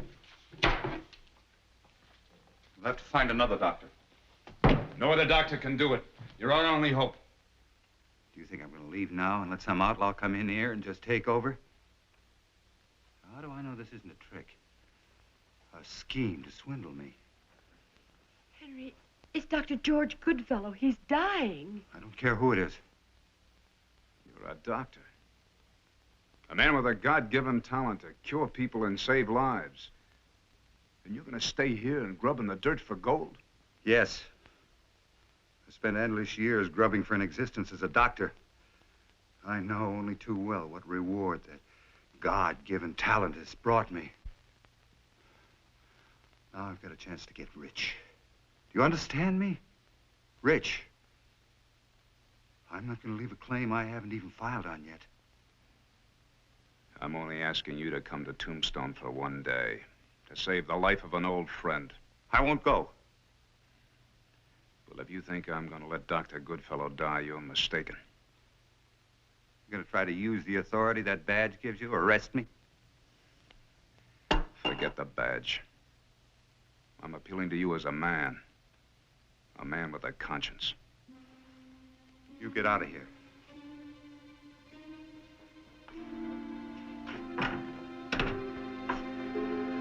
You might as well go back to Tombstone.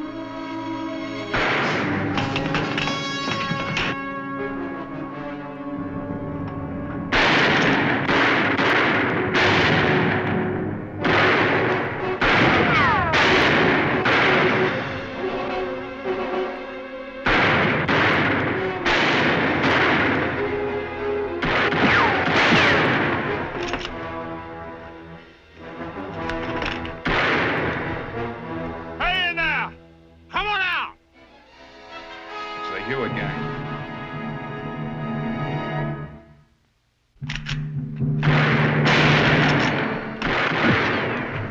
How is he? I don't know. The bullet just grazed me. Clean it with this carbolic. Bind it tight.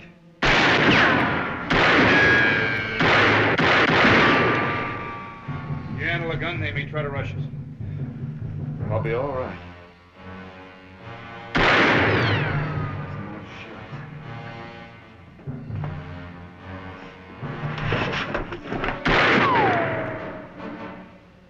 Hey there! We're shooting. Come on out, let's talk. We're peaceful.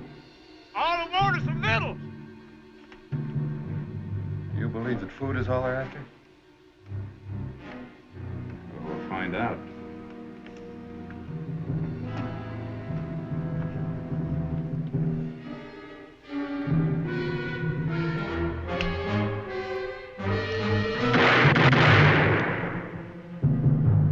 Maybe they've heard rumors of my gold.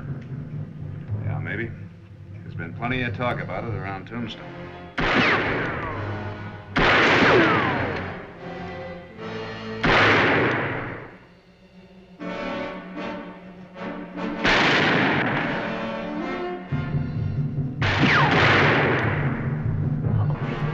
Give them what they want. Food, supplies, anything. Even the gold if they want it. It's hidden under... Cora, hold your tongue!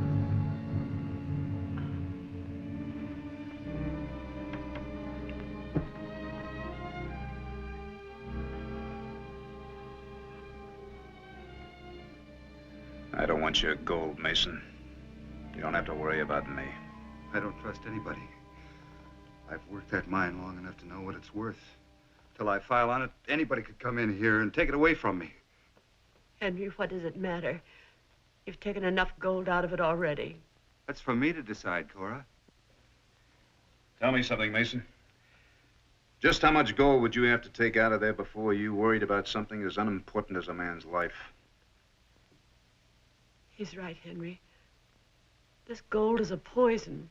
It changes people, warps them. Can't you see what it's doing to you? Cora. Cora, you think it was for me I've done all this? It was for you.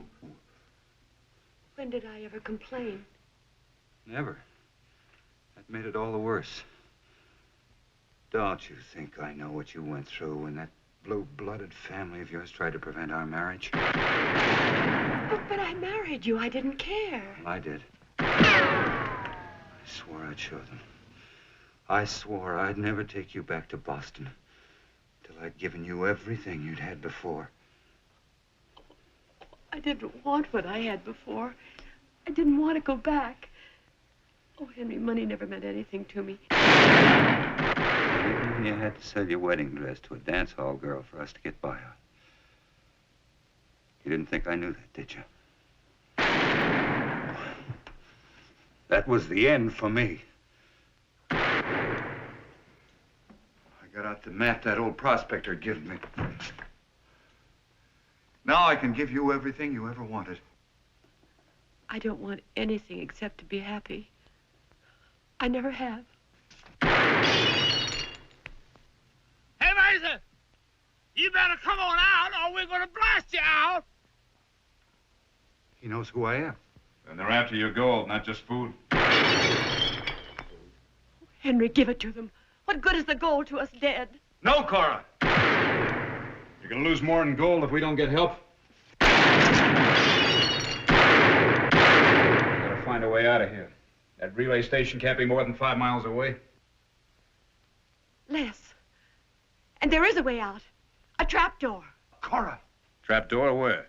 Well, it's right under the bed here. And it goes 20 feet beyond the back door.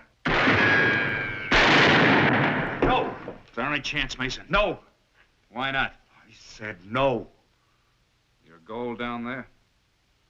You better start worrying about your life. You're trying to trick me. You want the gold. You're not going down there. I won't let you. Stop it, Mason. It's a trick to get my gold. Stop it, Mason! Stop it! Well, go ahead and fire. Makes it easy on me.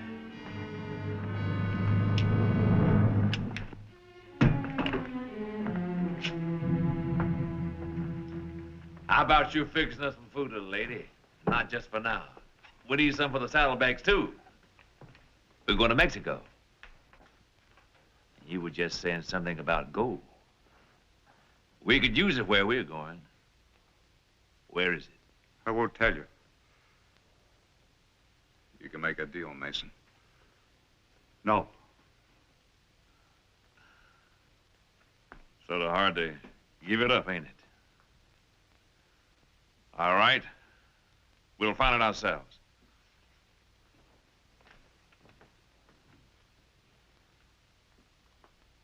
Didn't I see your face before somewhere? I don't know. Did you? Don't get smart, mister. I don't have to keep you alive. Because you don't know what the gold is, do you? No, I don't.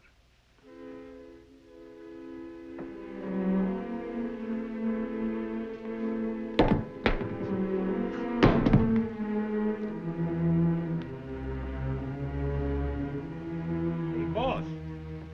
Look at this.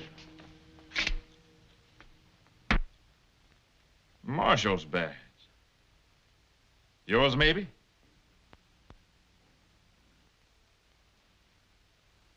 U.S. Marshal. Probably from Tombstone. And that'd make you... Wyatt Earp. That's my name. Well, what do you know? We're gonna take Wyatt Earp, boys. Hey, hey, well, well, well. You want to die with that on, Earp? You wouldn't dare kill him. Wouldn't I? Oh, he'd dare, all right. Yeah, he's a very brave man. He's already wanted for 3 killings. Well, it ain't necessary for me to kill all of you. That is, if you tell me what the gold is.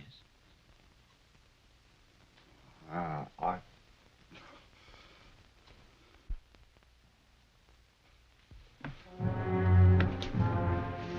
right.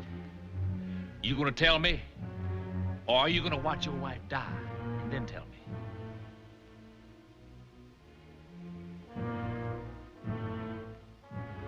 He means it, Mason.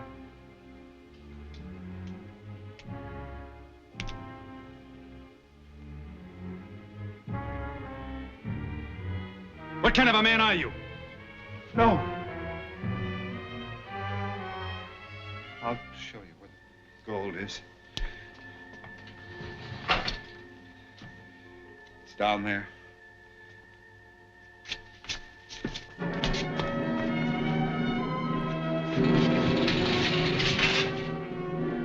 Mr. Earp, what would have happened if you hadn't shamed him?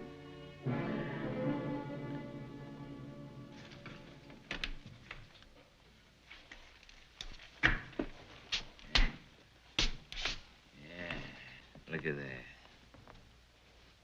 Thanks for the gold. You just ain't the type for it anyway. Let's get moving, boss. Sure. Get over there.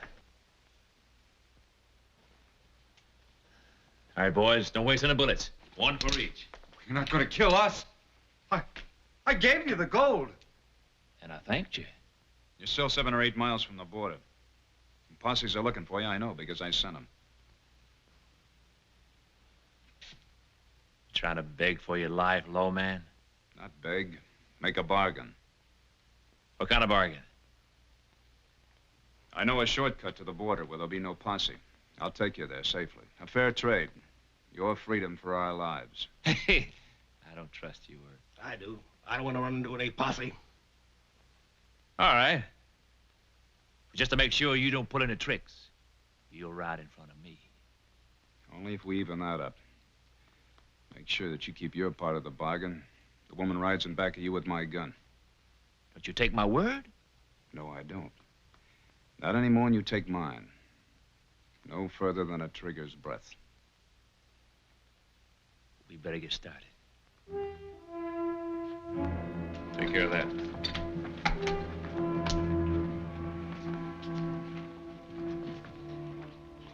All right, lead the way.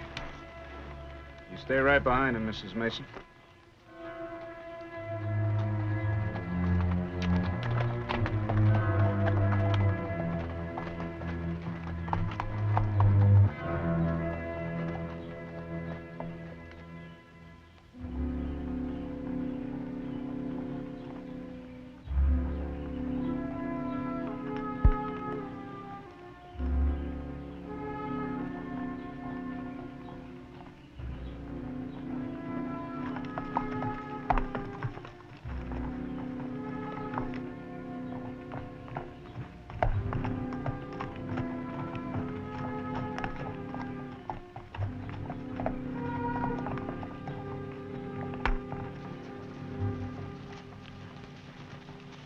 That draw runs right into the border.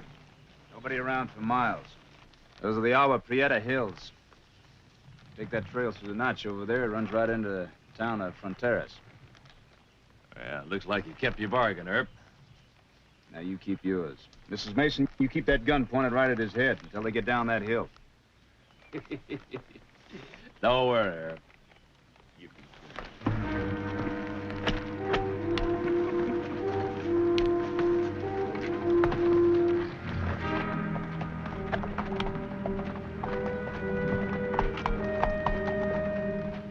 There goes my gold. Well, you're still alive. And your mine is still there if that's what you want. I think you owe me something for saving your lives, Dr. Mason. What? Dr. Goodfellow's life.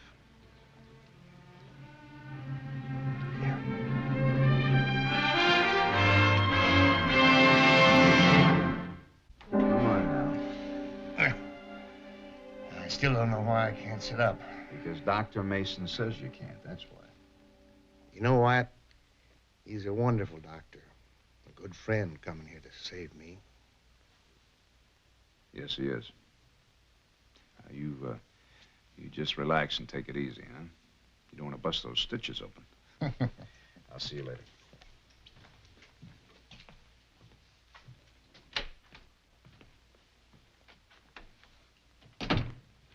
Mr. Earp, I just wanted to say goodbye.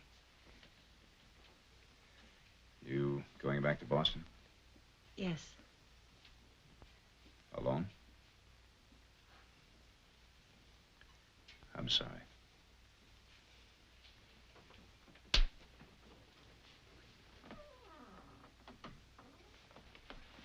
Cora, wait.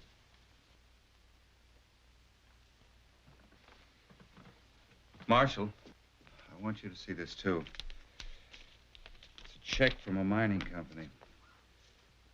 I've sold the claim, Cora. There's more than enough there to start me in practice again. In practice?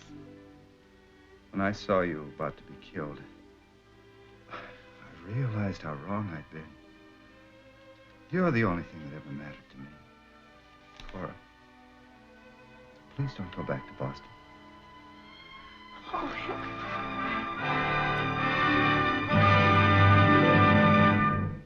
Well, he cleaned up the country, the old Wild West country. He made law and order prevail.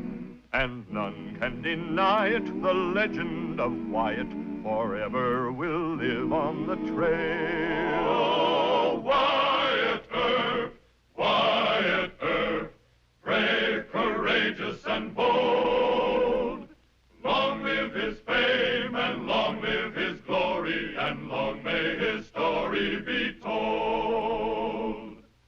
Long may his story be told.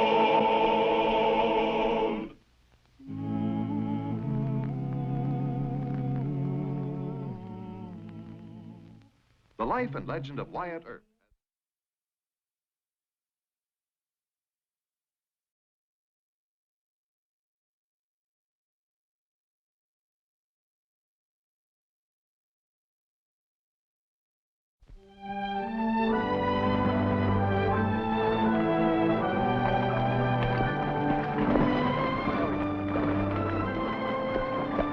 Hi, Ruthie.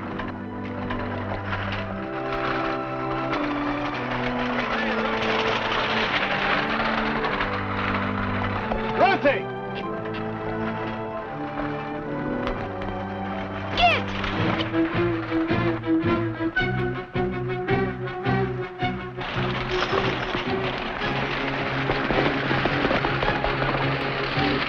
Come on!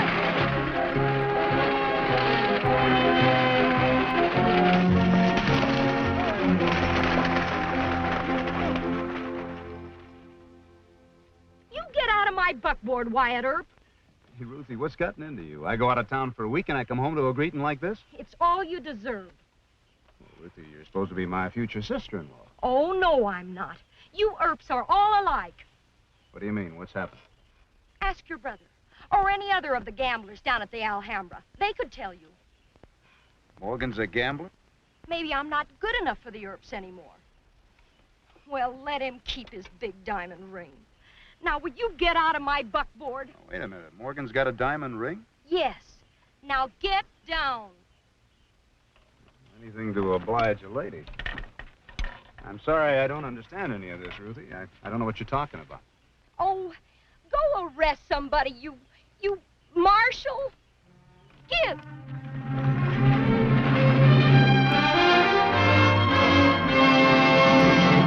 Oh, Wyatt Earp, brave, courageous, and bold. Long live his fame, and long live his glory, and long may his story be told. The Life and Legend of Wyatt Earp, starring Hugh O'Brien. Tombstone in the 1880s was a city where gambling flourished and fortunes were won and lost on the turn of a card. While all this was legal, there were times when a gambler became a problem for Marshal Wyatt Earp. Oh, hi, Virgil. Didn't expect to find you down here. Well, I'm here. What's this thing? Oh, I'm collecting money for the schools. We put a percentage of our fines in it. I've done very well. Strikes me you're attending to everything but your job. I was in Nogales on business. Say, what's gotten into everybody? Well, if you'd paid him a decent wage, you'd never have gotten into this. Who? What are you talking about? Our brother Morgan. He's turned to gambling. Oh, come on, Virgil.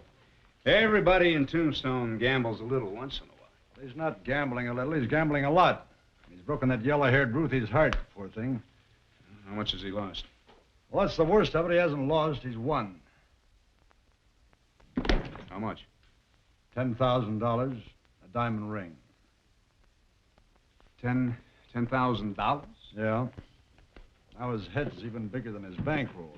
Well, wait till you see him. It's impossible. What started all this? I don't know. I just got in yesterday. I heard a tin horn in Prescott say the biggest gambler in the West was a fellow in Tombstone named Morgan Earp. So I got on the next stage and came down here. And you were gallivanting down around the border. I was not gallivanting around... Oh, come on, forget it. Let's go talk to Doc Holliday. He'll know about this if anybody will.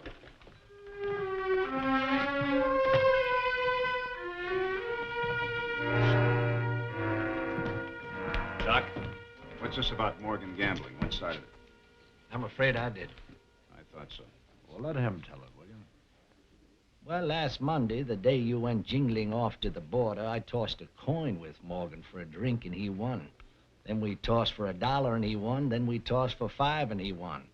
Then he took the 10, he threw it on a faro layout, and he won. Then he sat down to the poker game. And he won. That's right, and he quit with $1,000. Since then, he's played poker every night, and every night he's won. He's about run out of competition. Where is he now? Probably over at his tailor. He buys a new suit every day. Good afternoon, gentlemen. Well, Virgil, I see you're still in town. Uh-huh. How are things on the border, Wyatt? Oh, fine, fine. Say, what's that smell? Nice, isn't it? Oh, That's cologne water. Imported from Europe by way of St. Louis. I saw the bottle. Sort of kills the smell of horses. What's the matter with horses? Nothing, I suppose. For cattlemen and marshals. I'll buy you some, Wyatt. Well, thanks a lot. Oh, that reminds me. I'm afraid that I can't afford to be your deputy any longer. Why not? My time's too valuable. You see, eventually I'm going to build a casino of my own here. With a big sign out in front. Earp's Monte Carlo. That seems logical. Or maybe, the Monte Carlo. Morgan Earp, proprietor. But I figure I'll need a $50,000 stake for that. So right now, I'm going up the street to the Oriental and do a little gambling. I'm sorry to leave you short-handed, Wyatt, but you can get somebody else. Oh! Forgive my rudeness. Can I buy any of you a drink? A drink? Why, yes, sure. Bartender, the best for everybody. Ice water for the marshal. What are you going to do about Ruthie? Nothing. Why not? Well, we sort of broke it off. She's too nice a girl to be tied up with a gambler. Why don't you go call on her, White? She's a mighty pretty girl when she's dressed up. Yeah, it's a funny thing what a little luck will do to a man, isn't it? Morgan, you act as if you can't lose. Those gamblers over at the Oriental are going to pluck you like a Thanksgiving turkey. I appreciate that, White. In fact, I even thank you. For what? For trying to big brother me. It used to make me mad, remember? Wait a minute, Morg. How much money are you taking to the Oriental? $10,000? Well, put it up. I'll save you the trip. Virgil, you haven't got $10,000. You got 1,000 head of cattle. You want them to learn a lesson, don't you? Yeah, but... All right, then. Give me a pencil and a piece of paper.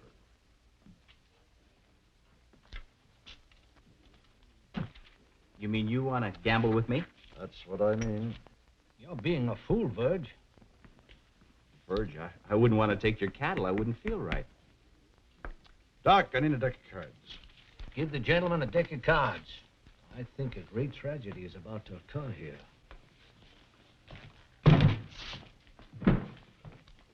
10,000 cash. 10,000 in cows. Virgil, don't. Stay out of this, Wyatt. Sudden death? High card. One cut, winner take all. One cut, winner takes all. Shuffle.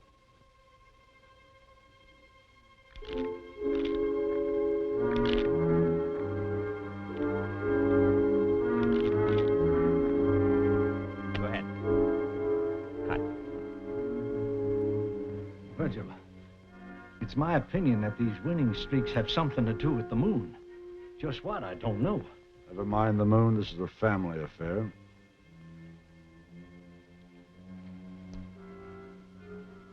All right, little brother. Top that. King of spades. That's a pretty fair country card, Verge. Only 4 higher. Well, go on, Morgan. Cut.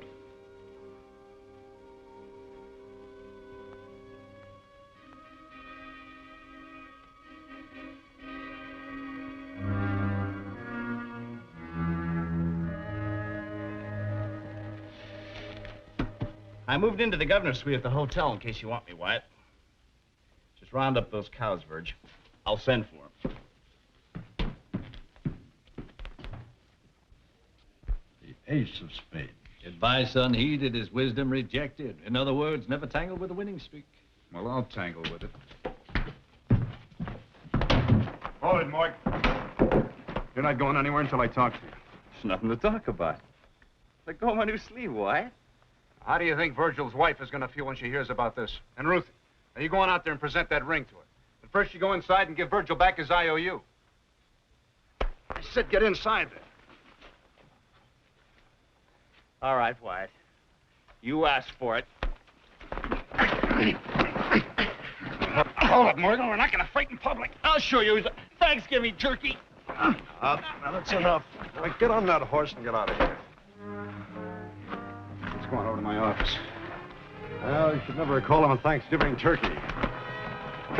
Let him gamble, Wyatt. His streak can't last forever. I don't care about his gambling. I just care about that fat head he's got. There's no living with him anymore. Not much you can do when he keeps on winning. Then he's got to start losing. Well, how? Wyatt, didn't you do a favor once for a tin horn gambler by the name of Ace Hudson? Yeah, I saved his life, if that's what you mean. Ace Hudson is the best card mechanic west of the Mississippi. He could give Morgan a good lesson real fast. But he's up in Dodge. He owes you a big favor. Send for him. Telegram. Ace Hudson. Mighty tricky fella, Ace. Why not, Wyatt? We've got to break that winning streak somehow. All right, I'll do it. Anything, as long as we can shrink the size of Morgan's head.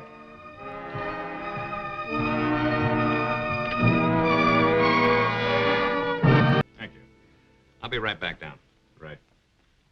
Is my brother Morgan in? Yes, Marshal. Thank you. Don't go up, Marshal. I'm sorry, but Mr. Earp left orders that he's not to be disturbed. He won't mind. Oh, but, sir, he's still asleep. At 12:30? Yes, sir. He's awakened at 1 o'clock, after which he has his breakfast tray. You mean that my brother has breakfast in bed? Yes, sir. Yes. Now today, he'll have 3 eggs over gently with a rasher of bacon. French toast with sage blossom honey. Sage blossom honey. Sage blossom honey. And a pot of New Orleans coffee. Of course. Well, he's really living high on the hog, isn't he? Oh, he has excellent taste. And then after breakfast, he has his bath and then comes down for a shave and a trim in the barber shop. Well, I'll try and catch him between hot towels. Oh, Wyatt. Very nice accommodations. I'm glad you like them. Look, there's been a slight change of plans. My little brother hasn't had his French toast yet. Now, this will give you time to organize your game. Wyatt, I don't feel exactly right about this. Now, this is strictly business. You get 10% of whatever you take from him. I don't care how you take it. He's got to learn a lesson. A deal? After what you did for me? You know, Barbara, I kind of like this little hotel. I may buy it. What do you want? I wanted to see you, but I didn't want to interrupt your breakfast. See me about what? You know those cattle you won from Virgil last night? Well, he was so worried about losing them, he went back to the Alhambra to try and get even. How, poker? Yeah, it was a massacre. How much? Everything. Wiped out. Virgil's no gambler. And you let him do it? I even backed his play. I'm clean, too. Hello, Marshal. I'm surprised you've got the price of a haircut. I don't. I meant to ask you last night, what kind of a house has that Prescott Ranch got on it? Fair. Comfortable. Good. Who's living in it? Virgil, his wife, Allie, their family. How soon can they get out? Get out? Why should they get out? Well, Morgan, you might as well know. We not only lost the herd, we lost the whole ranch. You what? Mr. Hudson there. Honest Ace Hudson, just in from Dodge. Mr. Hudson, this is my brother, Morgan. Hi, Earp. I'll be up in a few days to check that property. Wait a minute. You mean he's going to live in Virgil and Allie's house? If I don't tear it down and build a good one. Oh, no, you're not. Allie stays right where she is. Keep the change. Where is this game of yours? Don't go up against him, Morgan. You stay out of this. Do I understand that you'd like to play a little poker? I'd like to play a lot of poker. Any time, sir. My room is 223, right upstairs. You ought to be ashamed of yourself, letting Virgil lose Allie's house. And she just planted all those rose bushes. It's a black day. Where's Virgil now? Lying in my bed, just lying there with his face against the wall. Don't worry about it. I'll win this place back.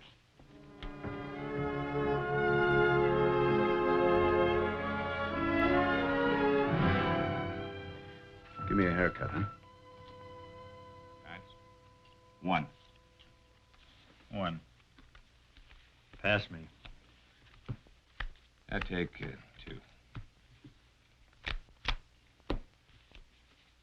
$200.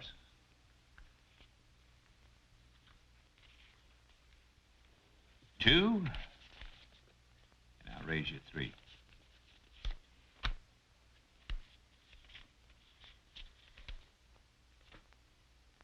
Let's see him.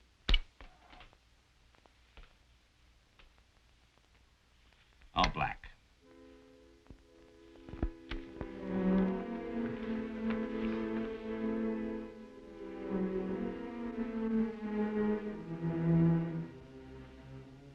Ace did it. Poor kid looks like he's been poleaxed. You wait here.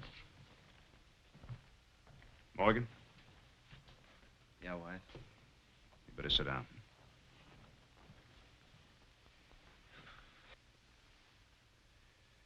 You lost, huh?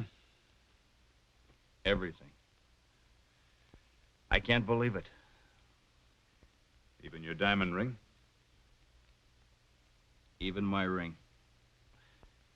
I should have given it to Ruthie.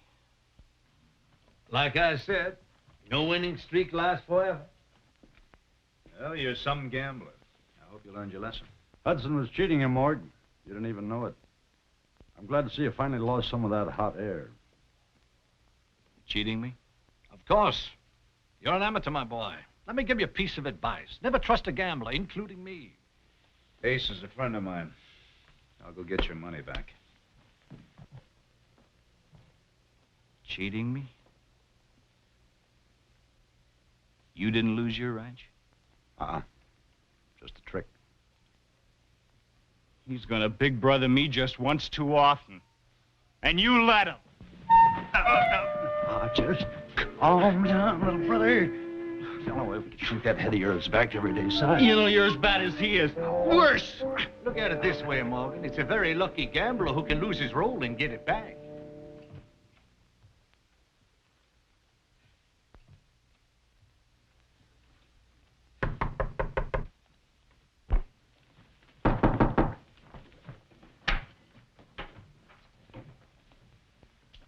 Come in. Hello, Wyatt. Well, you really gave the kid a lesson, Ace. $10,000 in cash, a diamond ring, 10,000 in cattle, all within an hour. Pretty good score. Yes, the young fella did have a bad string of luck. No doubt about it. Well, shall we settle up? Oh, what are you talking about, Wyatt? Oh, a deal. You get 10% of the winnings. What deal's that, Wyatt? You got a mighty short memory, haven't you, Ace? My suggestion is that you let go of me, Wyatt. There are 245s pointed at your back.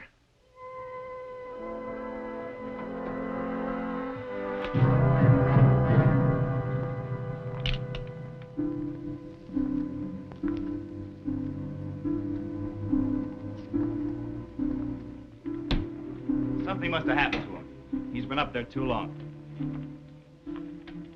It's been 20 minutes. I'm going up. Me too.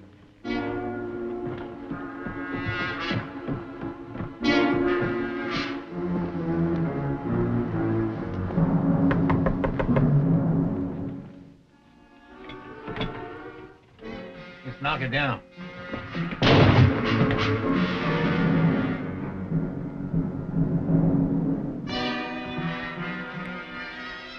These are Wyatt's guns.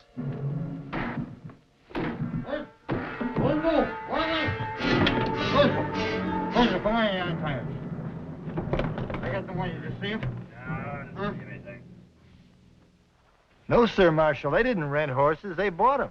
Left town about a half hour ago. They say which way they were heading? Yeah, Dodge City. Then they're probably really headed for the border. No, he wants us to think they're heading for the border, but he's actually heading for Dodge City, right, Wyatt? No, he's not that smart. If he was, he wouldn't double-cross me in the first place. Now, we'll go for the border. Take the hill trail. It's rougher, but it's miles shorter than the way they'll go. Thanks, Mr. Ross. Thank you, Marshal. Glad to be of service.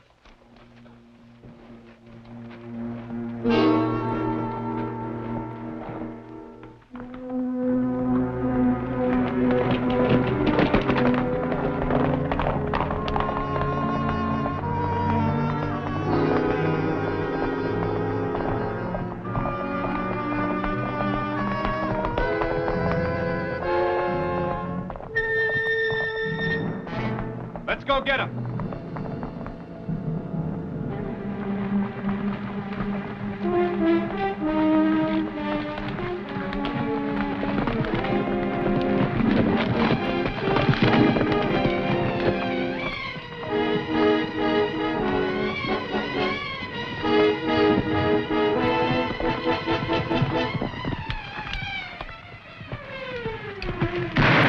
Oh, there they are!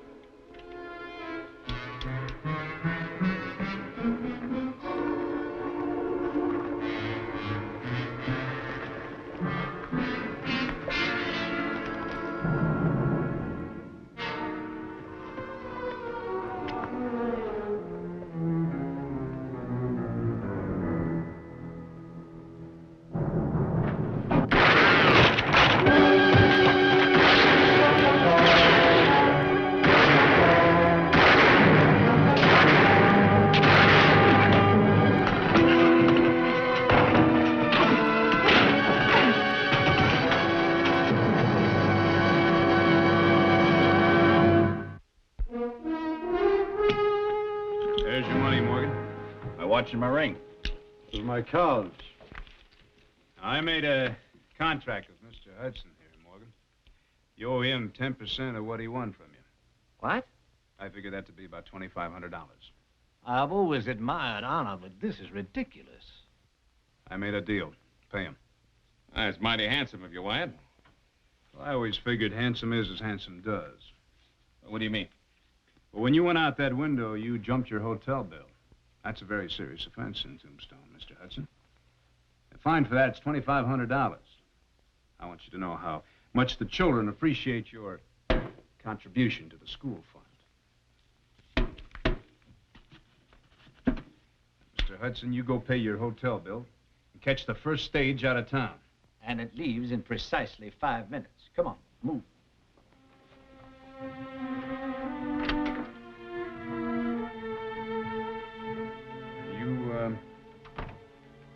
You want that back? Yes, sir. I'll flip you for it. Not me. I might lose.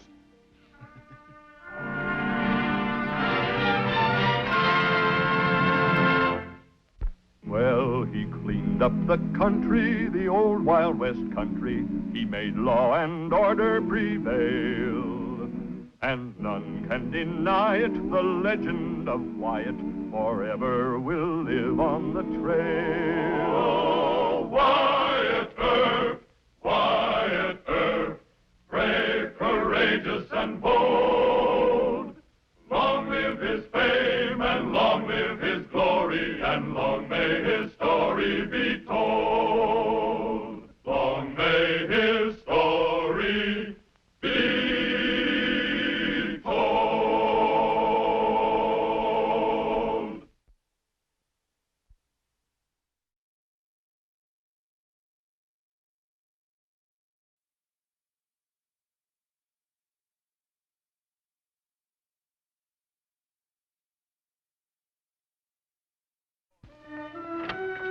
Of all the twisty, shifty, double-crossing John Laws, you're the worst.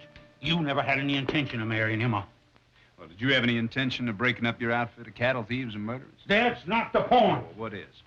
You was in cahoots with that city lawyer. You still are. Well, let me tell you something, Earp. My boys have got every trail blocked. They have. Well, that's right, interesting. You're under arrest, Mr. Clanton. All right, Sonny. Send for my lawyers. Not tonight. What do you mean? I'm holding you incommunicado for a while. On what charge? Threatening the life of your future son-in-law, Mr. Tom Ware. Well, Emma ain't marrying him, by heaven. I got a father's rights to protect a child from making a mistake. And as for you, Mr. Earp, I'm gonna whip you with my bare hand. Now, look, Mr. Clanton, I don't want to have to wrestle with you. Wrestle? I'm gonna knock your ears off. Well, you no good, stunky, a useless excuse for a marshal. One of these days I'm gonna get hold of you and I'm gonna shoot the very night. Oh, Wyatt Earp, brave, courageous, and bold.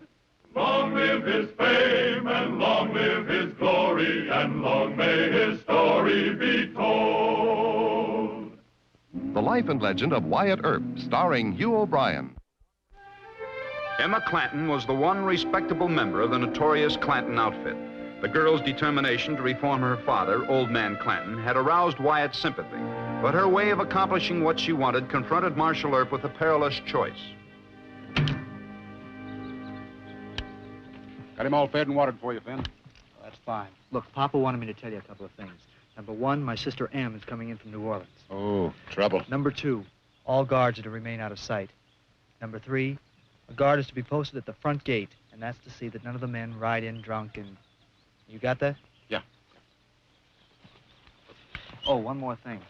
My sister Em is a lady, so there's to be no fighting, no shooting of guns, nothing like that around the bunkhouse or the corral, you understand?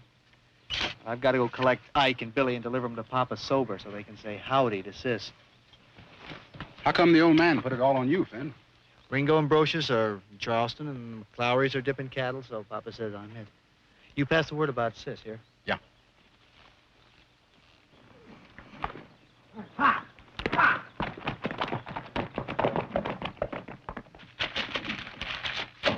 Here, take this out and step it up, because she'll be here any minute. Just hump yourself, man. Now, you go out and watch them windows. Oh, wait a minute. Come here. You see them crystals? I want every one of them crystals polished till they shine like a diamond. Here. How about Miss Emma's room, boss? I plumb forgot that. Ooh, it ain't been touched since she left. Go get a clean mop and dust, and will you stop fiddling with that doll? Yes, sir. And hurry it up. Yes, sir. What's holding you up, Brad? I'm a-coming, boss. I'm telling you, I aim to persuade that gal to stay home where she belongs. I thought I told you to move that thing. Now get a rug big enough to cover that wet spot. It'll never get dry by the time she gets here. Hold this. Now, don't drop it. That cost $10. Hey, boss. Hawkins just sprung this from Tombstone. Well, it's about time. Brad, you do what you can now. I gotta put these flowers on Miss Clanton's grave. Fresh this time. If they hadn't been, I'd have pistol whipped that Hawkins personal. Here, you help the boys. Well, get at it. It'll take more than dust clothes and flowers to convince Miss Emmy.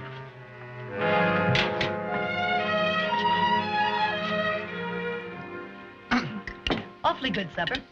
I haven't had food like this since I left. And my, isn't the Clanton family putting on airs. Well, it's all in your honor, Emma. Yeah, we missed you. Papa most of all. You going to college, Billy? Well, Him? He figures that he's too smart already. Well, you got a big mouth, Ike. Oh, come on, Billy. He's only having fun with you.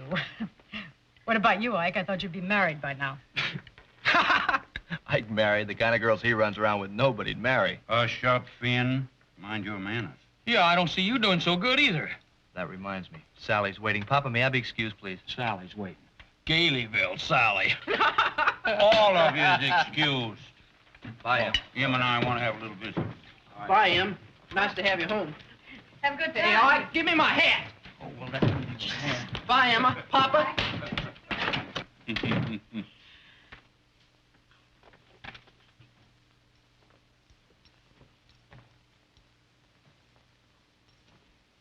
What you looking at, Papa? You. You know, being in New Orleans has changed you. Oh, really? Well, you're much more growed up. You haven't fallen in love. Maybe. I'm not certain. Well, who is he? He's a lawyer. His name is Tom Ware, and he wants to marry me. But I decided to come home and think about it. Sensible. You know anything about cattle? No, You ride a horse? not very well. Can he shoot a .45? He's a lawyer, Papa. Ain't you still a mite sweet on water? Papa! Well, I'm just asking. Well, he's not sweet on me. Besides, he's a John Law. Well, he's a man, by Joe. You know, I've been thinking, sis, maybe a man of my age ought to take it easier. Are you joking me? No, I ain't. If he'd just quit being a John Law. You know, I'd be mighty tempted to turn over most of the ranches to you and him. Mind you, Earp'd have to quit. I wouldn't rest easy knowing a John Law is married to Mahoney's daughter. Papa, you mean it? You'd give up all this... Now, talk straight out, Em. I know I ain't always been law-abiding. But you would retire? You'd break up the Clanton outfit? Ask Earp what he'll do. I just can't go and propose to Wyatt. I've got my pride same as yours. All right, we won't think no more about it. Papa? Talk straight out, Em. I'd marry just about anybody to get you out of the business you're in. You and my brothers.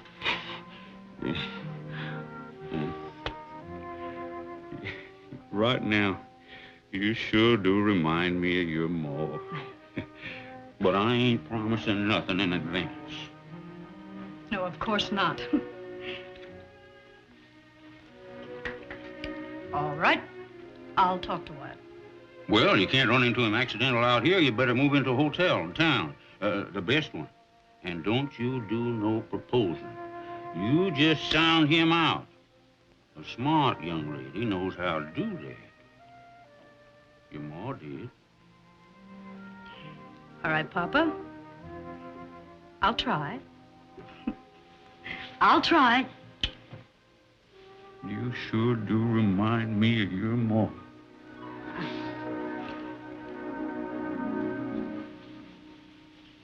I know you're not in love with me, Wyatt. But I have to find out if Papa really will retire and break up the outfit. Well, I sure hope he does. He's powerful and he's clever. But one of these days, his luck is going to run out. I wouldn't enjoy having to kill him. Well, then you'll help me. It'll only be a pretend engagement. You see, Papa's hinted that if you will stop being a John Law and marry me, he'll stick to his part of the bargain. I know it's shameless of me even to ask such a favor, but this could be Papa's last chance to quit.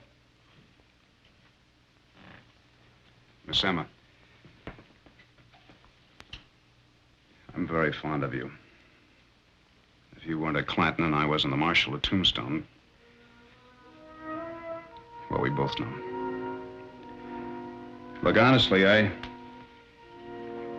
think you should go to New Orleans and marry the lawyer. Papa doesn't approve of Tom. Well, frankly, I don't think that he'd actually like me for a son-in-law either. Besides, this idea of yours might not prove that he's really willing to retire. Well, the engagement doesn't have to be announced if you're ashamed if somebody found out. Well, that's not it, and you know it. It's just that it's complicated and dangerous. Oh, I'll help you. It's just that I want to talk to the old man first. Your father isn't the kind of a man to fool around with.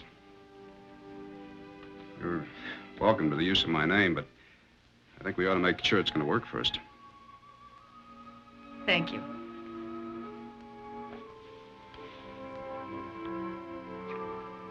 I mean that.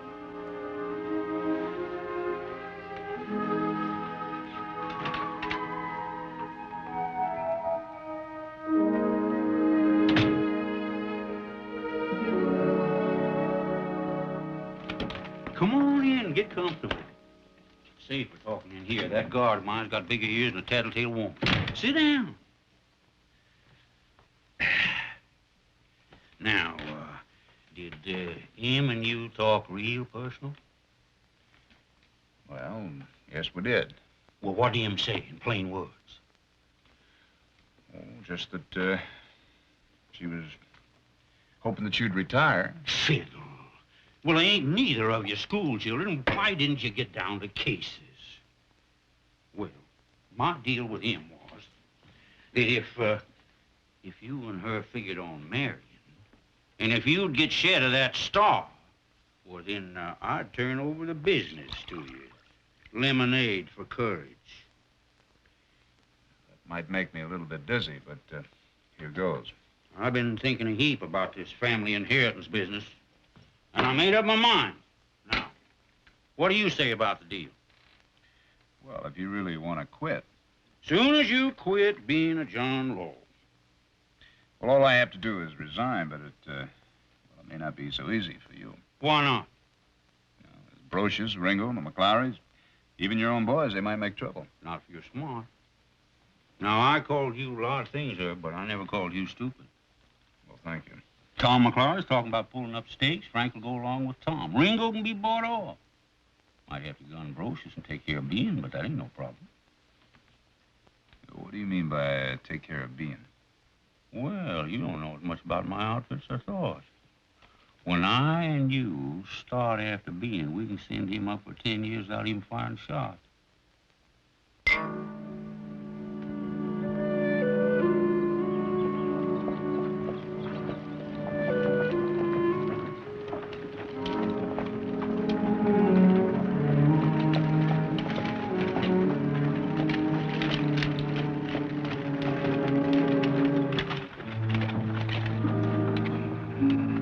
Clanton Ranch?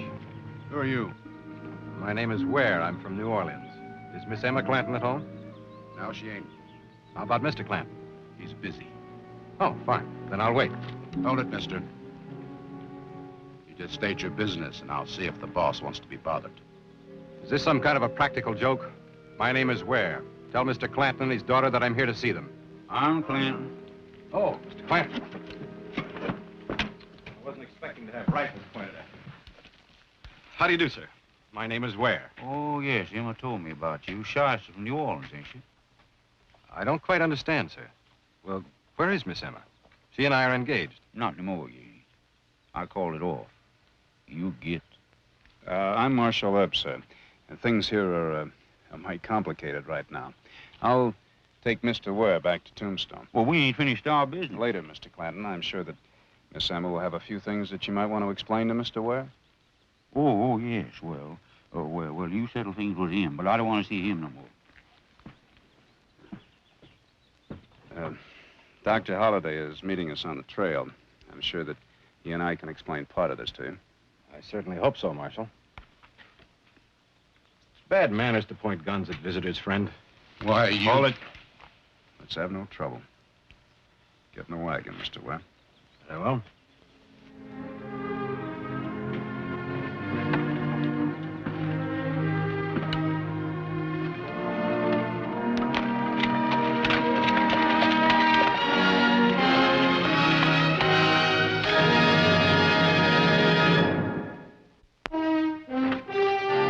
Better get Miss Emma and Mr. Ware started for New Orleans. If she'll go. Well, why wouldn't she? Mr. Ware promised to tell her the truth about the way old man Clanton acted. She doesn't want Tom, she wants you. Come on, Doc. If I know women, she's probably announced your engagement already. Try jilting Emma Clanton. You're hooked, Wyatt. That's nonsense. She knows I'm not in love with her. Look, you got this whole thing wrong. She's in love with Tom. There's not going to be any shooting about it either. Will you stop playing with that gun and go take yourself a nap? When a man's tuckered, he thinks silly.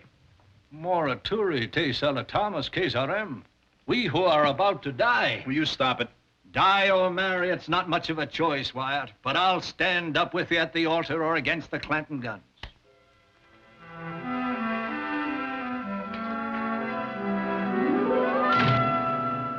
I had to be honest, Tom. I'm just not sure I love you. Is it Wyatt Earp? I'm not even sure about that now. You must think I'm an awful fool. No. I think you're in love with Marshal Earp. He's everything I'm not. He can hold his own with your father and his gunslingers. Oh, no, it's not that. Let me talk to Wyatt. I'm so mixed up, I don't even know what Papa said to him. And Wyatt has always treated me like just a sister. Just give me a little time. Time? Whatever you decide, I'll always love you.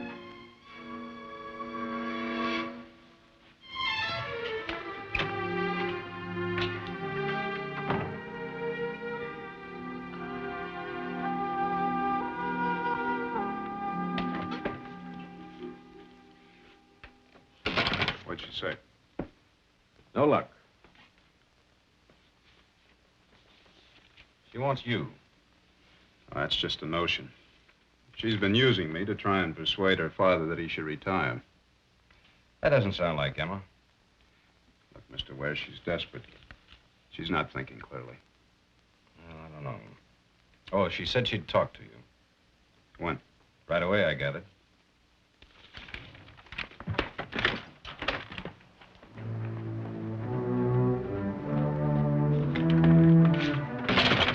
Look, are you willing to help me with a little play acting? How do you mean? Let's go out the side door, I'll tell you.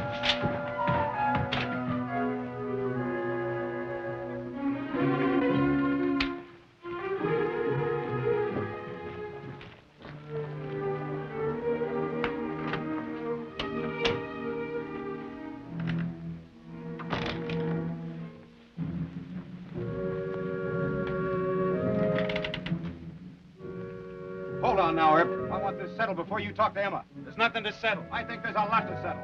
You don't love Emma. You just want the old man to give you a big spread. Well, what's wrong with that? He offered me 50,000 head of cattle and 5,000 acres. And you went for it?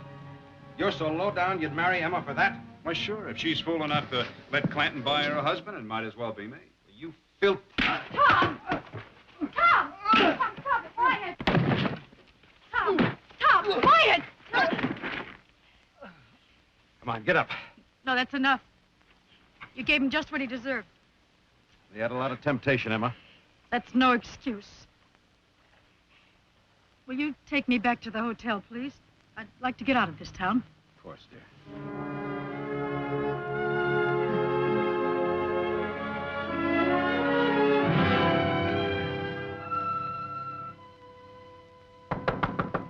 Doc, it's Wyatt.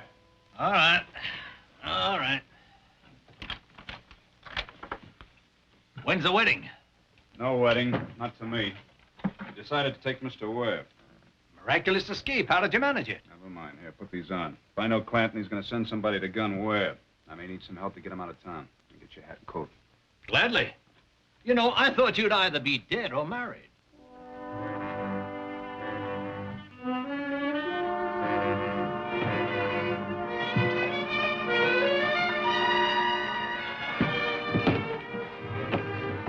There they are.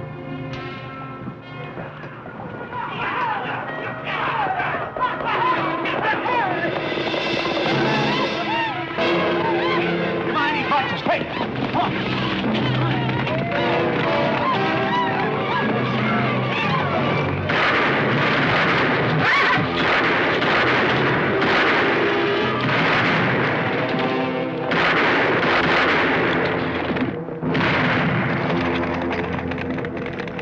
Let him go.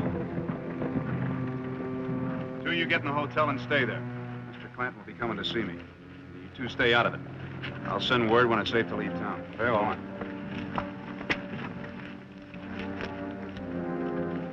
All right, you've seen men bleed before. Get them over to Dr. Goodfellow. Doc.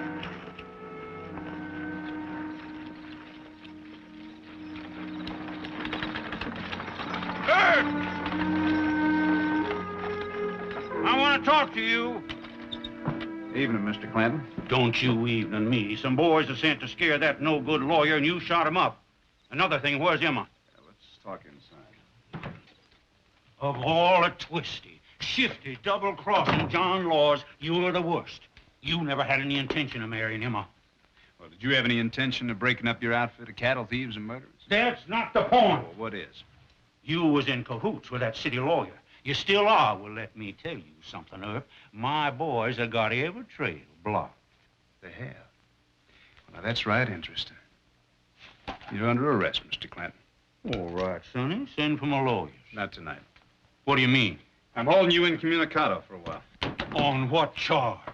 Threatening the life of your future son-in-law, Mr. Tom Ware. Well, Emma ain't marrying him, by heaven. I got a father's rights to protect a child from making a mistake.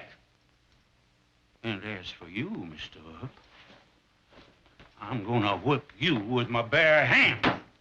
Now, look, Mr. Clanton, I don't want to have to wrestle with you. Wrestle? I'm gonna knock your ears off. Why, you no good, stunky, a useless excuse for a marshal. One of these days I'm gonna get hold of you, and I'm gonna choke the very life. There you are, Emma. Thanks.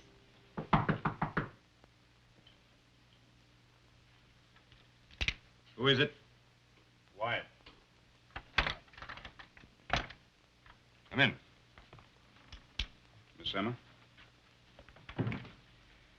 Mr. Clanton has men guarding the trails. I arrested him. His rig is out in the alley. These are his. Put them on. Emma, you still determined to run for it? Yes, tonight. Very well. My idea is that you head for the ranch. You drive. Tom, you act like you're drunk or asleep. I think anybody watching the trail will think that you're taking your papa home. It might work. If it does, you swing off the trail and shortcut to the Benson stage. All right. I think it's the only way to avoid more shooting, Emma. I said all right, Tom.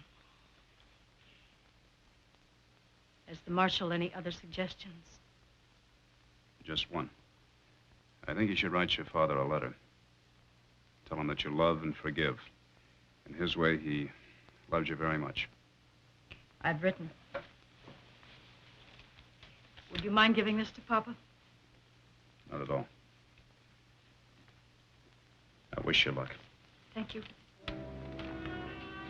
I'll be following you with a posse till you get to the Benson Depot. Thank you, sir.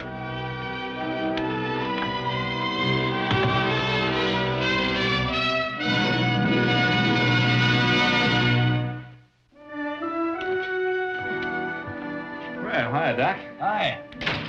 I assume they got away. Yep, safe on the train to New Orleans. Let the old man out.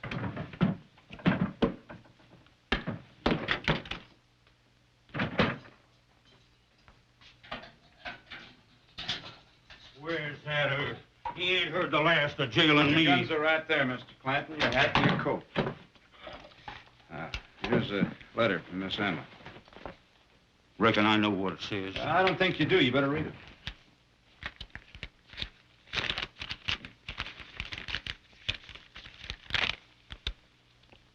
Dear Papa, I want you to know that we forgive you and still love you.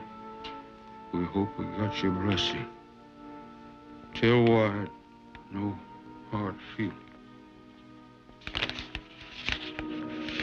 After all I done, my little girl still loves me. Em says tell you no hard feelings. But that don't go for me, Earp. You're nothing but a jib-headed Judas. Now tell me, Wyatt, how did you ever slick out of marrying Emma? I didn't. She loves another man. Always bet on love, Doc. And let the cynics weep.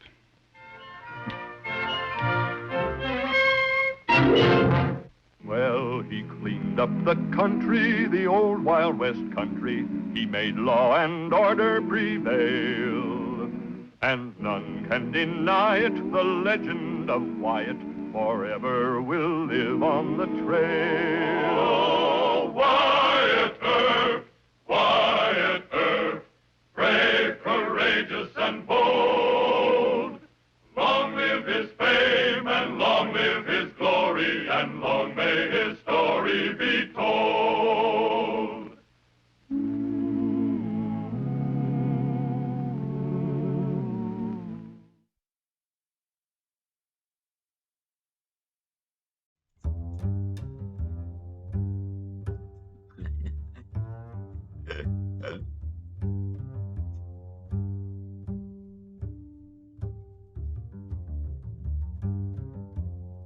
Đủ Thanh Hóa à? Được không?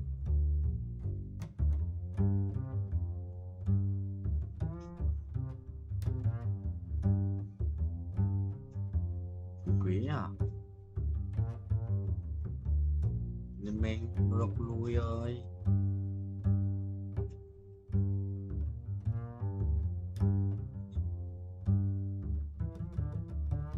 AD AD AD AD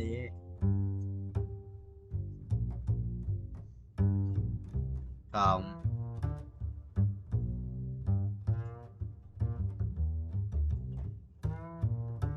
Flexible à?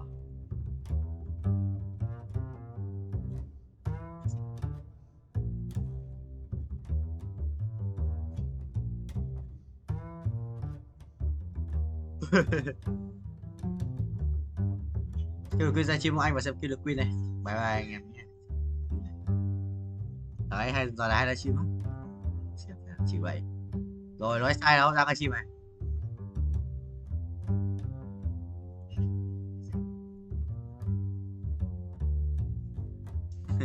Quay trở lại em mới F5D à? Cường vô. Dấu hiệu gì đây? Ôi rồi, đây à?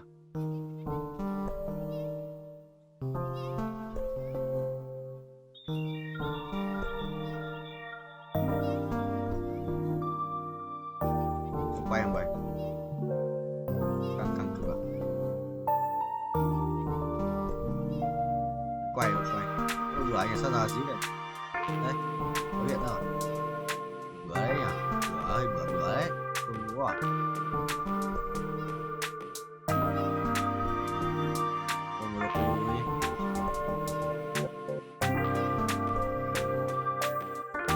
làm chia tay bố đẻ. Cái chuột nó đi ăn làm chia tay đẹp.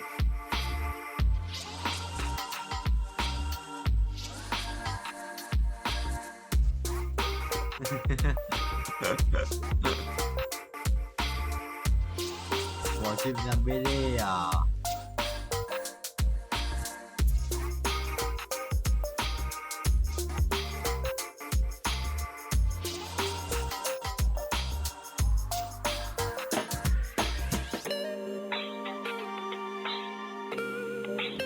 Lùi rồi.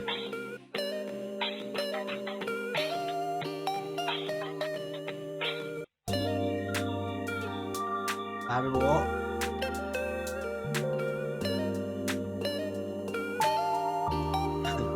Bỏ là trách người kia ấy. Một trách.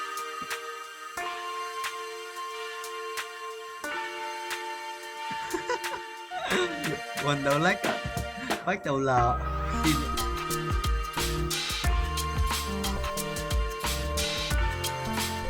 Này cái chuột nó rồi.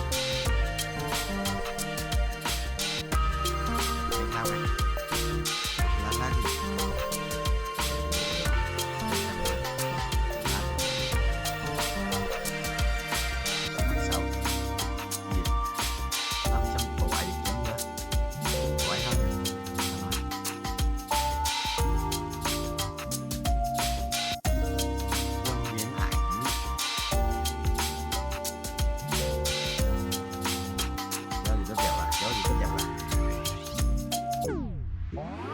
What you could. Ui, nhiều quá.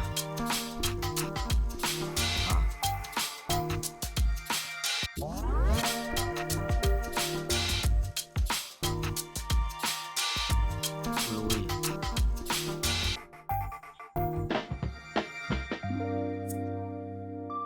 Bao câu sang ấy à? Sương. Tao.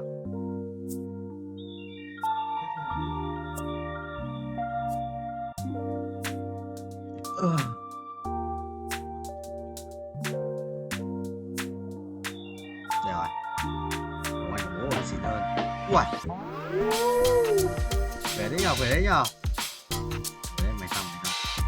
Hai đồ ngoan. BBC.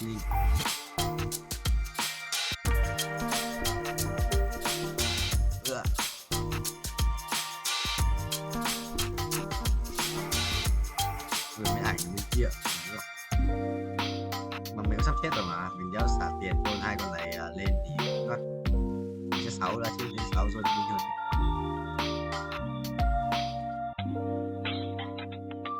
Đồ đeo quá. Không hiểu cái gì đang xảy ra. Áo mù đeo chết cơ. Áo mù đeo chết à? Phải vậy. Áo mù dây chuyền tự lực và giáp siêu linh ạ. Trồn cho chị. Bất tử à? Con này mà lên áo mù 3 là bất tử đấy. Cùng chung à? Dây chuyền tự lực và giáp siêu linh à? Bật đèn nhỉ? Rồi, lại cái đồ à? À, 3 đồ ăn rồi. Nhớ được.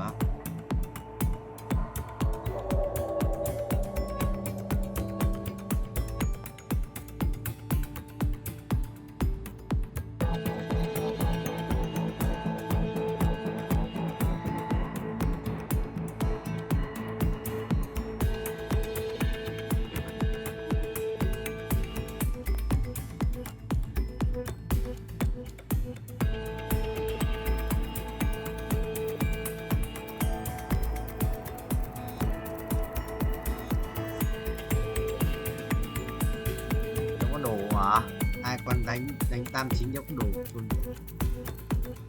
Mà mua đéo chết, mua 2 thì em bất tử đấy. Của ta gần như là đéo chết rồi. Nó vẫn hồi máu mất máu nhiều anh. Bất tử broccoli ơi. Bất tử broccoli ơi.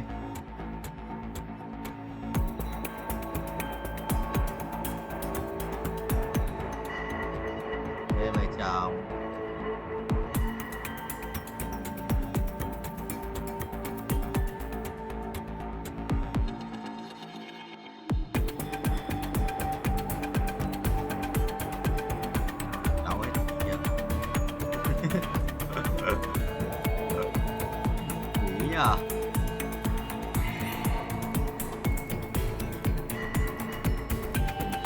Biết không? Mày thích biết không? Mày thích biết không? Mày thích biết không?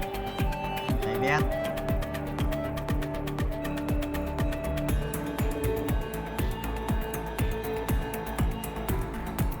Ô,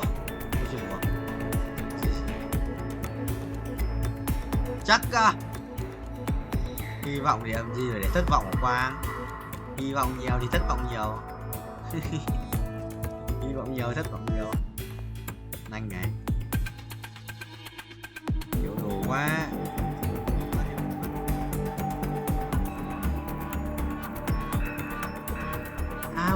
Ác quỷ nhất ta từng thấy. Hồi máu nhá. Máu này. Hồi máu.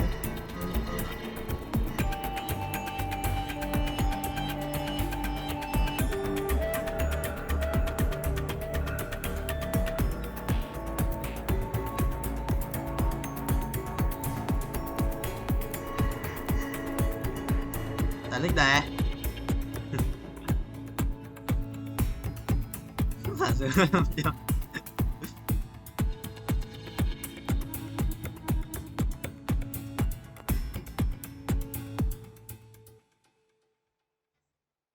Này rất vấn. Thôi thì anh chúc em thành công trên con đường học vấn à? Anh chúc em thành công trên con đường học vấn à?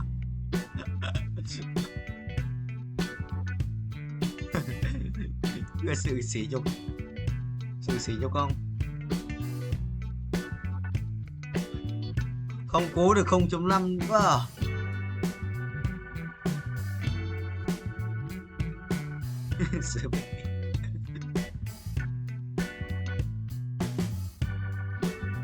Muốn nhung không là min rồi. Đấy, con nói trả lời được là muốn nhung không rồi. Quý đâu mà trả lời được vẫn được 2 chấm với 3 chấm. Hay lắm rồi, hay lắm, 5 chấm. Rồi anh à.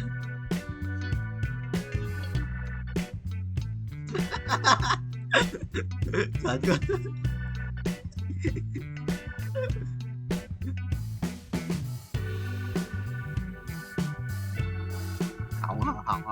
Hỏng à Phú.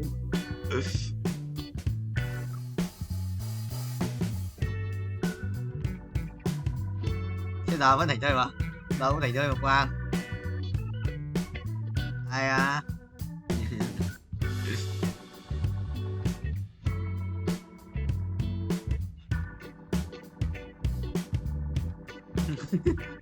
Sự thật thì vẫn là sự thật à?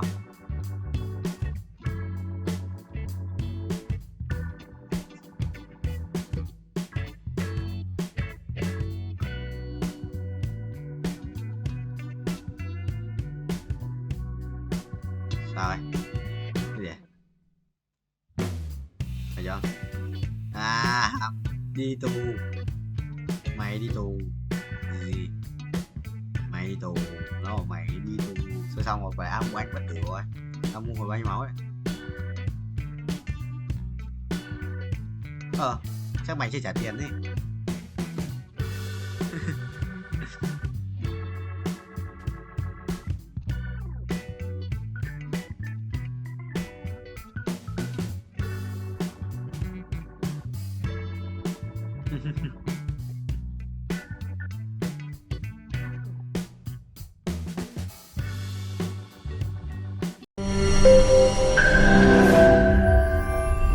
তোমাকে 15 লাখ টাকাই দিতে হবে। তুমি যদি দিতে না পারো তোমার বাবাকে কল দাও। তোমার যত জমি জিরাত বাড়িতে যা যা আছে এগুলো বেচা হইলেও তোমরা আমাদের টাকা পাই পাই করে শোধ করবা।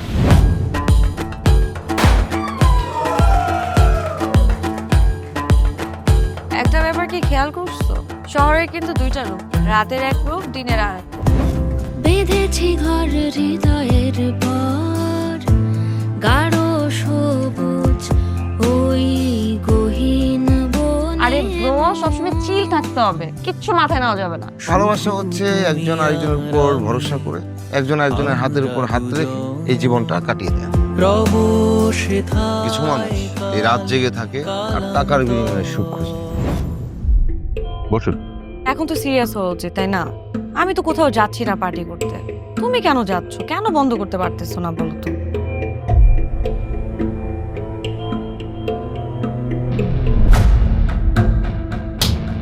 কার যে কোথায় সুখ সেটা তার প্রিয় মানুষটাও কখনো জানতে পারে না। পাশাপাশি তবু যাচ্ছি বিপরীতে, কাছাকাছি তবু যাচ্ছি বহু দূরে। Hi, you look good. Thank you.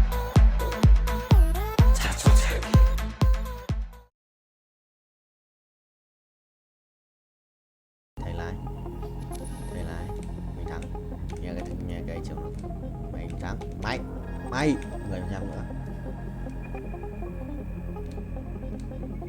Mày ngã.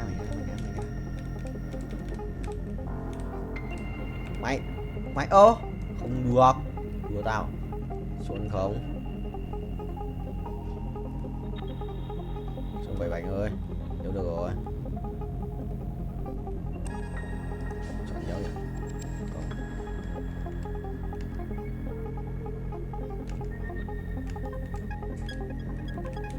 Không được rồi, mày lại lệch này 10 này đó, nhớ được tiếp à? 3 củ 59 là xem được bao nhiêu nhá. 3%, 4 và 66 cũng được. Át này, sẽ át giờ này rồi. Ê, chơi xong rồi, đánh trùng bài rồi, thằng này ấn tử thần ạ. Không sao thầy ơi, mình dồn trước là được. Sử thanh hóa, bắt đầu nói bà, xong rồi xoay bài tự động. Đấy mới không. Chuẩn chỉ đấy, chuẩn chỉ mà xoay bài tự động.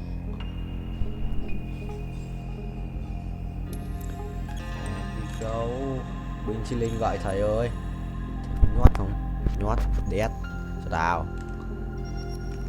Ngáo vậy. Vẫn đang mày, anh vẫn đang nhảy. Thắng mà. Let me show you darkness. Sai rồi. Sai đều. Thầy lái vô á, sao? Captain Vietnamese. Captain Việt Nam. Máy capture chuẩn không vậy bạn ơi, chuẩn 2 lần này.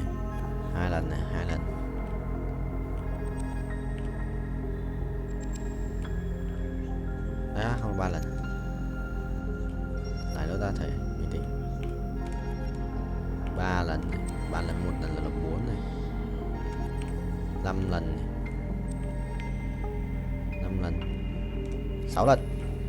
6 lần. Tiếp được 6 lần, 5 lần. Rồi 5. Chuẩn thế. Ngoan. Còn một cái cung xanh nữa. Đây đi.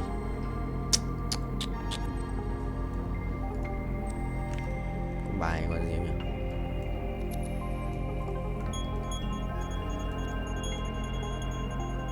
Có bài yêu đét Long Vương à? Yêu đét xong còn nhiều máu đấy. Xuân vậy, thầy chưa chạm đất 49 rồi, xong lần này là quay một vòng rồi mình. Tại không ভালোবাসা সুন্দর, ভালোবাসাও সুন্দর। মানুষ নিজের অজান্তেই ভালোবেসে ফেলে।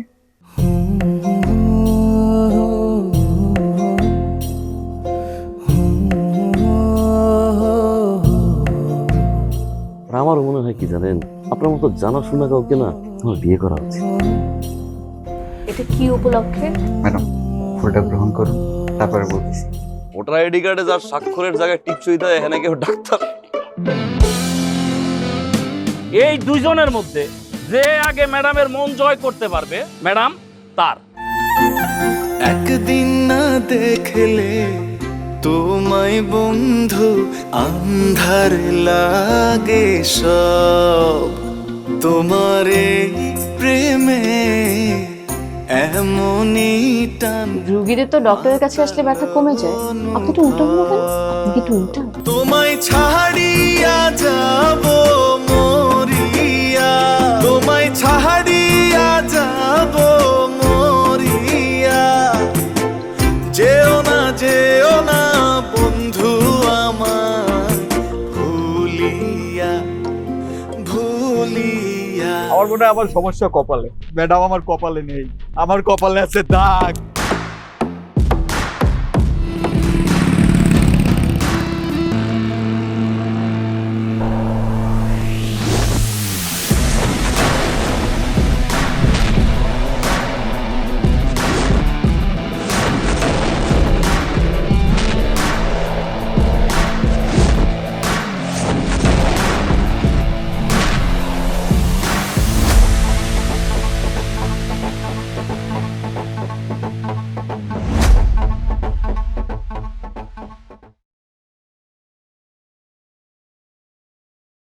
Qua đường luôn revert. Anh revert 1 tỷ lần nè, revert 1 tỷ lần càng mạnh. Revert 15 lần, khiếp thằng này revert 1500 lần. What the hell man. Ủa nó vậy broccoli 1500 lần thật sự là ổn. Giờ mình là one 3, mình không quan tâm thằng Tana làm gì cả. Ok thầy rồi. I see you again. Để lắp đồ cho ấy á, cho lấy đồ cho Asia. Bên chia lên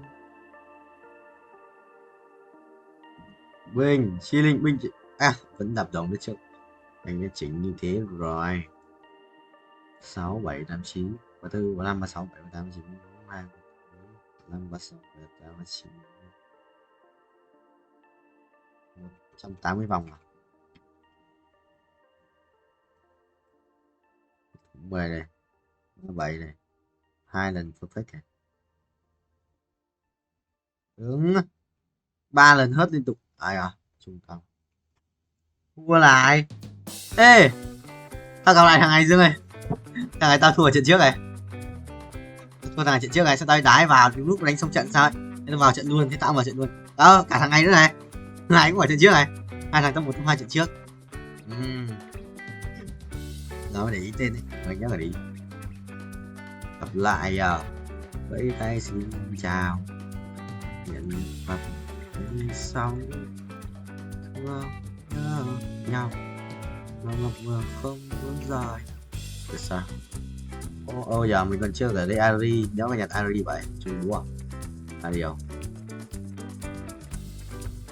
Ngàn ở phía trước cho trong hai phải không? Nhưng mà không sao qua vẫy tay xin chào.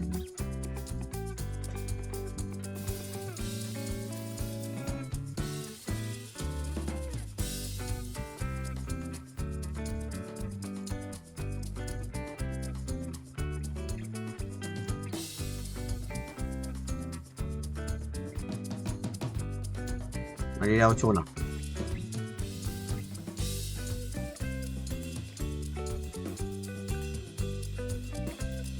Đến 8 ấy.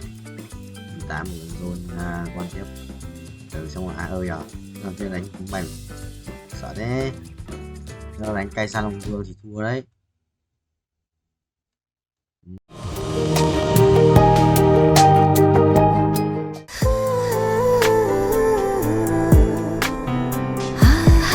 আপনি কিন্তু দেখতে যথেষ্ট সুন্দরী একজন মানুষ,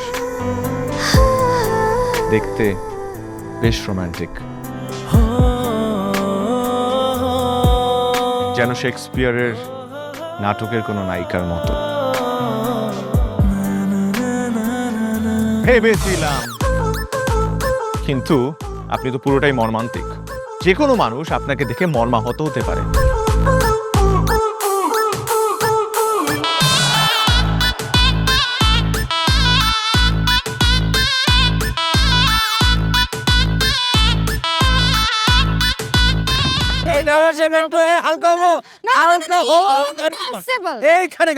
আমার হালকা হতে 1 মাস সময় লেগেছে। আপনার 1 মাস সময় লাগে? আমার হালকা হতে তো 1 মিনিট লাগে।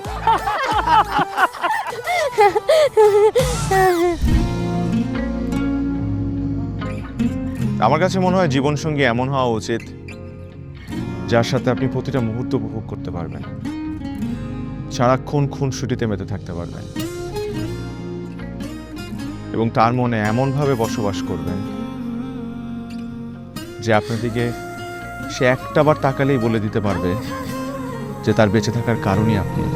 পথে চলতে চলতে কথা বলতে বলতে কখন যেন হলে আমার জানি গল্পে গল্পে মিশে অল্পে অল্পে আমিও হয়ে গেছি তোমার। ছোট ছোট ভুল ফুটে হলো ফুল যে তোমাকে পেলাম। গুটি গুটি পায়ে স্বপ্নের নাই আমি ভেসে গেলাম।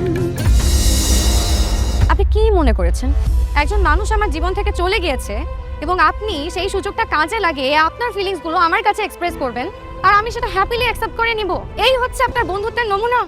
রোদের পাখি তোর শহরে আমার মনের স্বপ্ন ঘিরে ওরে পাখি ওরে সারাক্ষণ তোর শহরে বৃষ্টি হলে ভিজে আমার মন।